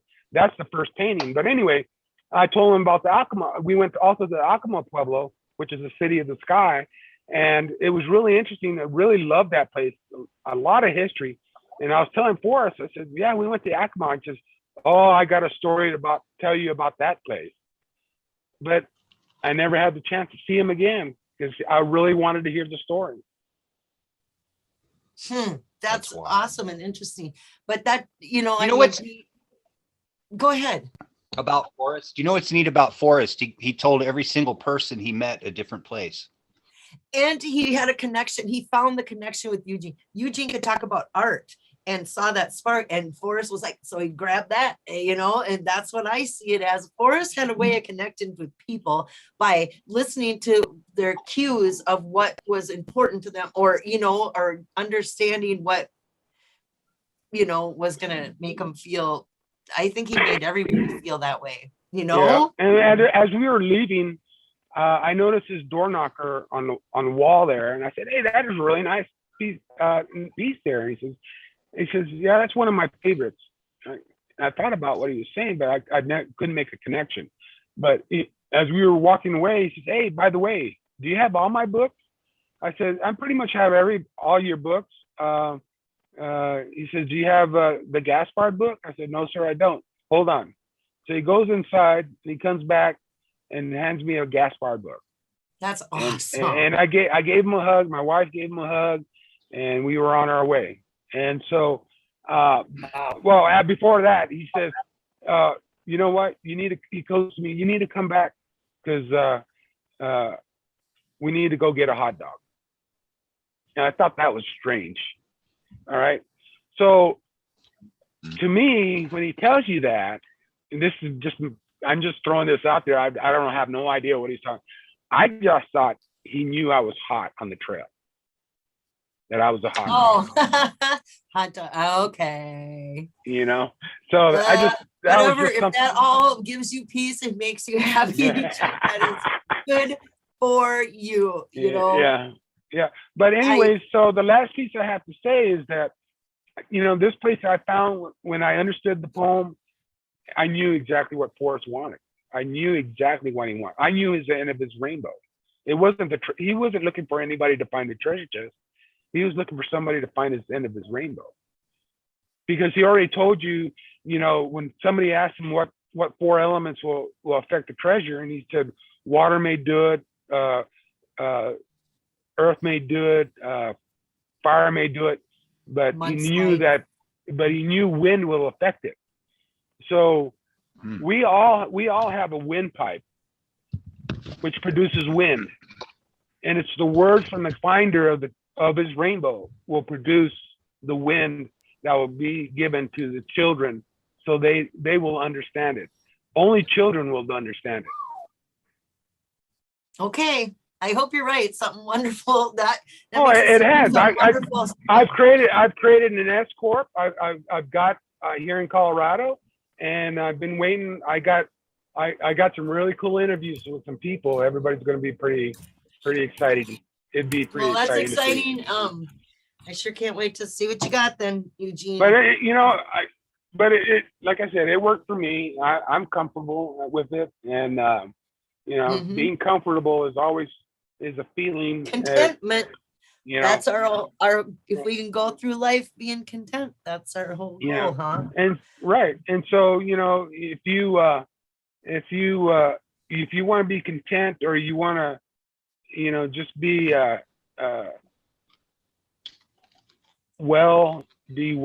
be healthy, it's always too far to walk. That's one of the paintings. Okay. Hey, I'm going to ask Five Leaf, what do you know tonight? Wow, it's been a strange night. There was a comment. Okay, so I'm on here and I'm talking to somebody else somewhere else, and they tell me 30 seconds before I just clicked on the page. A comment came in. It started with the word Preston. It wasn't me, and somebody says, "I see you comment already," and I'm like, no, I'm actually waiting on the page to load. And that was just really weird. And then I go and I've dug into this completely, changed everything up, and it had my unique badge, lowercase f in the purple circle, and because they assign one and for they every used user, even if you have the same. they used They your used FU mine. asshole. And I saw the other device, and I'm tracking it down right now. So it was another Hey, that would device using explain mine. why. Did you make So both somebody's comments on my hijacked video? you? Did you make both comments on What? my video? I did not make the very first comment on your video. It happened right when I was online. So that's exactly what happened. And Oh, it just and I blew my couldn't see your mind. video. I couldn't see that. I couldn't see it any, it's Well, no, like this I comment saw, tonight I got a note, I got a in chat. notification. No, in your live chat tonight Oh, on this video. The very first live chat comment was something else using my actual badge account, and that's weird. Google So you were, didn't seem to so know. someone's, Google you've didn't been know. cloned or something, or duplicated? Basically, it's what's called an open platform where somebody can they can be on but have minimal control. So they typed and left. That's Oh, wow. pretty much what it is. I've been in this since the 90s. Computer shit. I have multiple. I'll find out. I have multiple backgrounds in this, so yeah, it's all right. whatever. What are they? I So- mean, yeah, weird. I found it incredible. They wanted to talk about Preston being in the CIA. So who does that? Who tracks people down and talks about Preston? What do you think? Why would Anybody? why? Don't say the name. Just think about it. Think about it. I've never said Preston. I don't care. I don't give a shit about it. I don't talk about him at all. So, okay, who does that? And who hacks people? That's all you need to know. I think we know. So that's all I'm going to say. We are anonymous. It's bizarre. I have no idea. No. Actually, The same person who hacked Barb? I've been writing everything down. So one day, it's going to get up to 1,000 pages. I mean, you know what? it's going to be Whatever. ridiculous. I'll have to I don't think Preston had anything to do with the CIA. But then again, isn't that kind of the nature of the beast? You don't know who the CIA people are, So I don't know. I don't know. They'd have to go overseas. It's true. I don't know. It's strange. And then I saw a mysterious person in here saying, "Oh, well, there was some mysterious comments based on like as if they'd seen information, so wanting me to think that they saw the end of the solve, and having a very close tab on what I've been doing. So there's two people with other account names on there that say what I'm doing. So how am I going to tell anybody that? What the hell is that going to sound like from me? So anyway, yeah. Well, okay. I don't know. Whatever. It's not like they should be interested in the person who cracked a 1 in 50 billion. Well, anyway, never mind. They might be. So I don't know. But I think it's actually a user. I think it's a person. I think it's a person that is just interested in finding out information in the chase. That's my. So let's just say I could say that. Okay.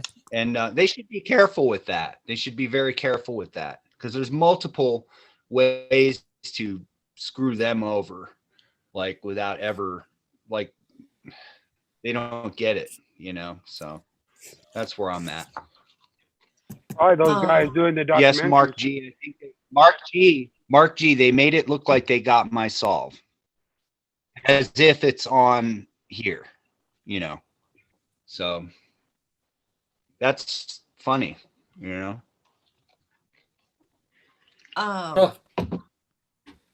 Trippy. You know, Susie, I kept looking at that photograph that you pointed out, you know, the one with the tape around it and stuff. And I found it very, very interesting that there's a picture of him by a fence as a little tiny kid, but yet he's 17 and 150 pounds.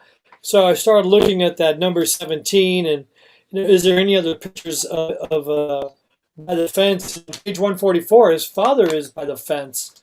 And I thought, wow, that's the page where he talks about where his dad had all these things figured out. You know, he's gonna where everybody's gonna sit, what songs people are gonna hear, and Well, what there's the that pastor's where gonna say. And, they're all sitting in the you know, that backyard with that, with the, yeah, you know, in Billy the the backyard Kid. there's a fence.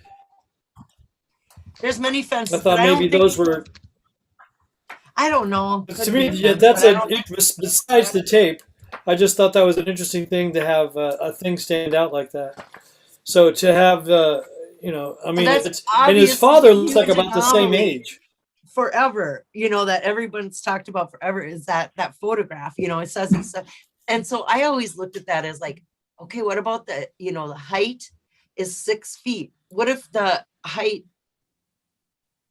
was 6 feet off the ground is where the blaze is, or you know, 6 feet, 6 feet from something, you know, why 6 feet when he's obviously what, you know, 3 feet, 4 feet tall. I don't know how tall kids are, but Exactly, you know, and he's clearly, not and he's 6 obviously, you know, younger. He's So like, what what'd you say, about 6 years old? So so what about 6 maybe feet? 8. Yeah. Yeah. I don't know. Yeah. 6, 7. He's little. He's just a little, I mean, just by little face, guy. just by what the words actually say against the photograph, just that. We don't have to get any. Just that in itself is a standout. The fact that you could have a thumbprint, and we know that on page 71 is got the thumb, and he talks about the thumb and the canopy when he covers the entire state of Boston or something, which is thumb or some shit. So it's interesting that it says thumbprint or photograph. And the photograph is a Yeah, child, why him as a thumbprint? child. Yeah, why not a thumbprint, And right? employed We- by Social Security number. Right. You know? What's missing? Right, and there. So I phone mean, number, that is. there's no area code. This is the same information you're going to find on his dog tags, and that itself is really interesting. So this is the little ID card he filled out as a cadet. Nope. Nope. Wrong. Because it's not going to have a phone number on it. It's not going to have Temple, Texas, Main Street on it. Well, it could have that, but it's going to have your Social Security number. I mean, a dog tag is different information than this. It's not. I don't relate this to a dog tag. Your bookend is the most excellent thing I've ever seen. It's the only real thing I've seen. I'm going to be honest. Hey, if that ever means something coming from me, wow. But if not, So do you then have the book I'm yourself just and looked either at it crazy yourself? or eccentric. We don't know whether I'm crazy or eccentric yet. But no, I have not owned the book. I lived a few months in the van in Santa Fe years ago. The library had one copy in the whole city. You could check, you could reference desk it, you could take it in the room, not leave the building. Right. That was it. And then another library I went to actually let me check it out for probably 2 weeks. I did not see your clue. I had my cipher that your clue connects to. Your clue is the clue it's an actual clue. It's so good. It's not just a hint. It tells you the sodium part in my actual cipher, and the cipher going in the elements is contiguous. They all connect one to the other, all 8. They are the clues. Picking each letter of my cipher is each clue. The So ninth where's thing your is a warm complicated waters halt? function. Oh yeah, yours is in Colorado, right? Yes. Your My idea. warm waters halt is called Warms Spring Cliff. Now on the Mm. 2010 map, like the poem tells you to use, the 2010 map, the it's the only one with a typographical error. So it's normally Warm Springs Cliff. Hence the connection to where warm waters halt as opposed to where warm water halts. So it's an Oh, actual connecting typo where the S moves, right? Now across the cliff from there, 1,000 feet away, is a thing called Gardener's Cabin. Garden oh, comes up in my decryption. It's it's the most connecting thing there is. It just is. So your hint, your clue out of the book, the ID thing, the yellow, I studied it. Not only it has that, it accompanies accompanies a double hint, double clue to the middle two letters of the cipher N and M. So 13, 14 North Main. 13 and 14 are N and M in the alphabet. They're in the middle of the alphabet as well, or M and N. okay. And then they are also in the middle of the cipher, HLBNMCRK. Your hint pulls sulfur by way of saying it several ways. It says, I have a picture right here. I circled some things to show the value to me in your hint. Okay. Right. So running down the left is N followed by in name, A in address, which is Na, which is sodium in the elements, Na. Natrium is the Latin name. And then city is Ci is showing in this, and then in phone, PH. So it's CIPH. And then Uh-huh. E is showing and employed by. Half of M is showing, and half of Uh-huh. M looks like R. So it's the whole Yeah. word cipher, NA Yeah. cipher. Okay. And then social Oh, security number SO. So oh. Na at the top is sodium, and at the bottom it reconfirms it double or triple by now by saying SO, sodium. Na is sodium. And then over here in the ID card, 1413 NM, North Main, reinforces the N and M. It's so interconnected. There are about 6 things now. I found more based on your hint. And it is just all there. I never thought there was something so stark in the book. Had no And idea. and so you've just figured this is too much to be coincidence. Whoops. It's far too much, and I'll take any challenge or any discussion on it with anyone, anytime. There's no way. It's not in my head. These are letters. These are letters that tell you to use these letters. It goes on and on. There are 150 or more different clues solved. They connect. That's great. That, if that makes you, that makes you happy, just It like makes Eugene makes him happy that you found this or whatever. It makes you happy. well, If that's it for you and you're not, if very this important. makes you go, I nailed it. That's the You whole should have point a of good this. feeling about this. To be honest, in my opinion, you should feel very good about this. Okay. No, Great. really. Oh, I Yeah. still haven't found my piece of closure. Well, It's not even it's a full moon, says Hooli. my solve. I try not to do it to people. I try not to push it. It's hard not to. Oh, hey, you It's guys. so avoided. I'm blocked out of 7 channels. It's all so avoided. I understand that people want to talk about other things, but everybody entered this game to win, and to say that the solve or the game sucks now, I don't know. They're not really finding the way out. It's easy to Right? do. It's easy to do. We see a solve and go, that makes more sense than whatever, and it actually has a landing spot. And this whole thing, I'm going to do this on my time one day. I'm going to berate the community a little. I won't do it here. because I Right. have a lot of respect. You too, know, for there's a people. way, to, you know, get to, you know, somebody's got to be brave to put their solve out there for the community to just woof, to pick apart, because they're gonna, doesn't matter what you put out there, people are gonna go woof, you know, they're I'll gonna take find a way.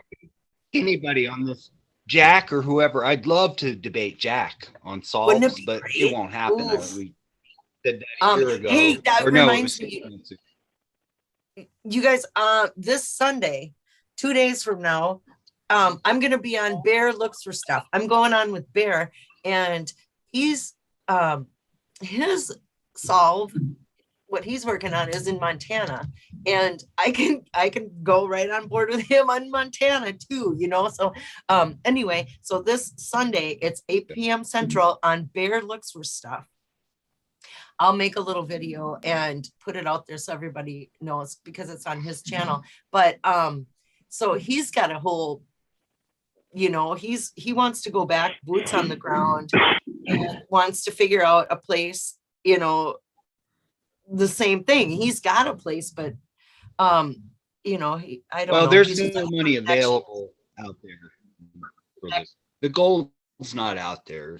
If right, anybody, everyone's if just looking somebody for leaves $1 million and they remotely say that if there's any even suspicion that it's missing, it is. It is. It's just kind of street smarts or whatever. But if somebody says money's missing, then it's been a while since it's been missing. It's not there. But to find a spot that really, something really generates the spot, and you get there and there's something or whatever, that could be an amazing experience for people, I'm sure. You know, it can totally change your life. It could be the wrong spot and change somebody's life. I did that 39 times. I mean, definitely. Well, about the 40th time was it. It was it. I mean, air quotes, period. It's not a dream. It's like, can be proven. And I'm just waiting for some money. If somebody wants to put up money for the solve to see the rest of it, I'll go ahead and spill it. right, and that's a tough sell, because everybody just wants Yeah. to know what Jack has to say, you know. Well, Or there will be I want- nowhere else to go. There will be nowhere to run. It will be, the best solve will be used again. Okay, half the people will use the best solve one day against the other half, because there'll be nowhere else, no other way to fight these eventually. assholes or whatever they say they are. So the assholes will never like the solve. The other people will finally get to where they have to use it. And I know my saying this causes resistance. I'm like, I keep saying things and I talk too much, and I know it causes deep resistance. And I understand, and it's funny as fuck to see this. Like, if it takes another year, okay, you know, doesn't matter. Don't say it. That's gonna be going on. I guarantee it. But I'm telling you, this is how it is. This is how it is. It really is. They can't release it. The lawyers, Jack doesn't possess the chest. 9/10 of the law is possession. Nothing. I saw it all. He doesn't have it. I don't know what they're doing. 3 lawyers, you know, they're there to make a 2/3 vote on something. That's what they're doing. So why is that? That's what 3 lawyers do. Well, Yeah. I 3 would not lawyers. know. I just opened 3 my last. lawyers. It sounds like a. We You ever got hear that about ice 10 cream more. called the 3 brothers? To me, the 3 lawyers sound like horrible ice cream.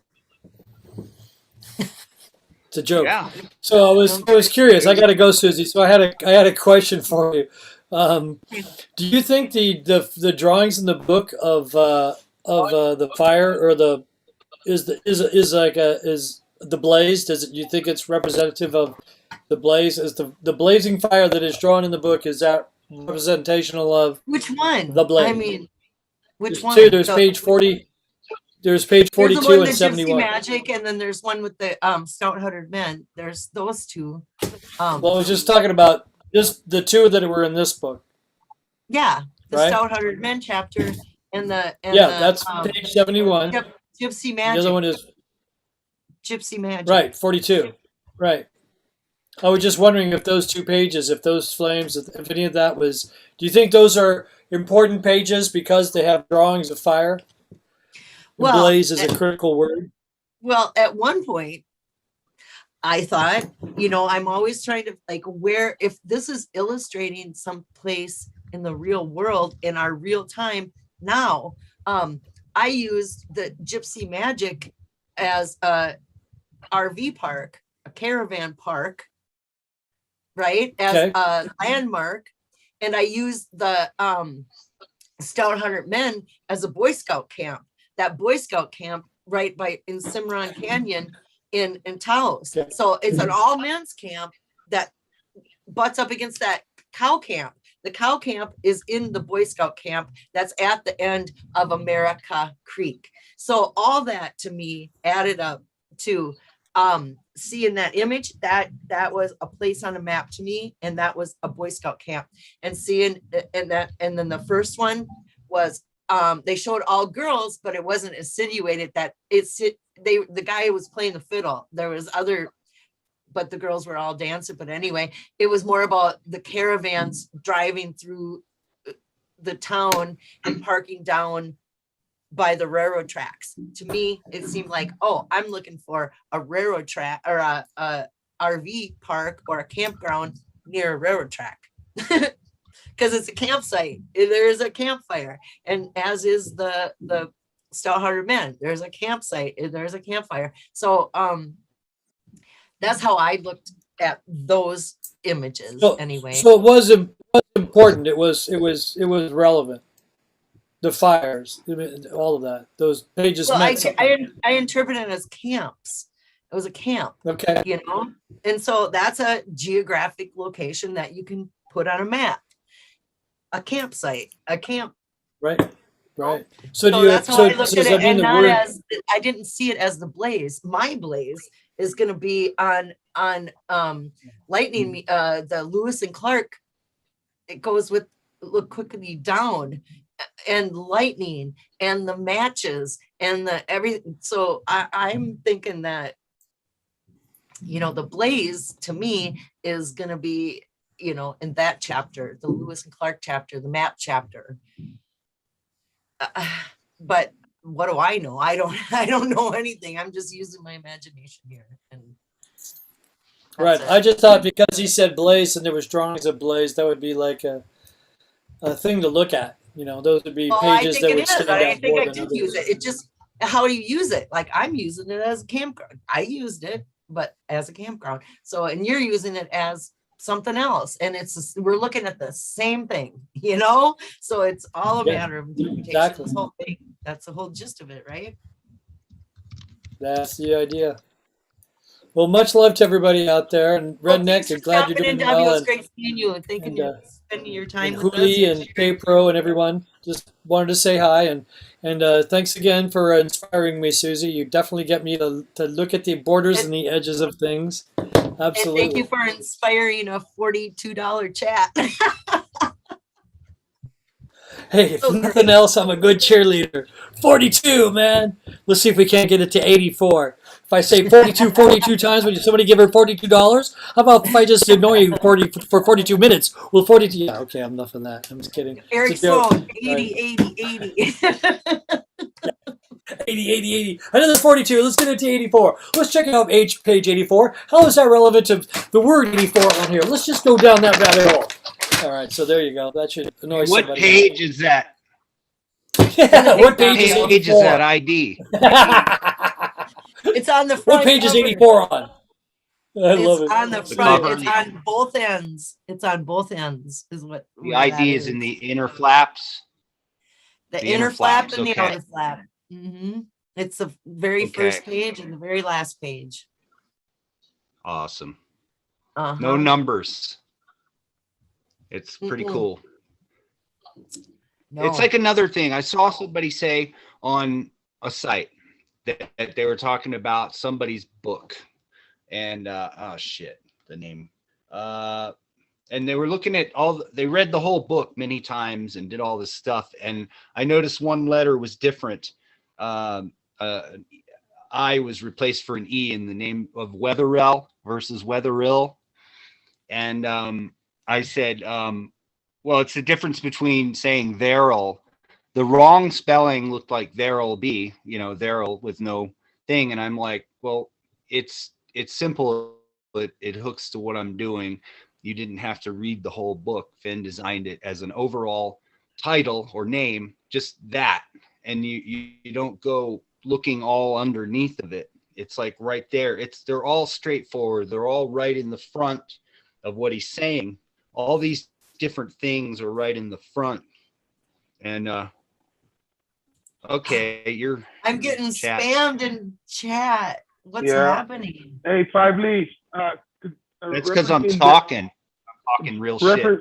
Referencing to the there'll be, when I saw that there'll be, to me it meant if I went to a place, there'll be this, then there'll be that, there'll be another thing. So that's how I read the rest of the poem.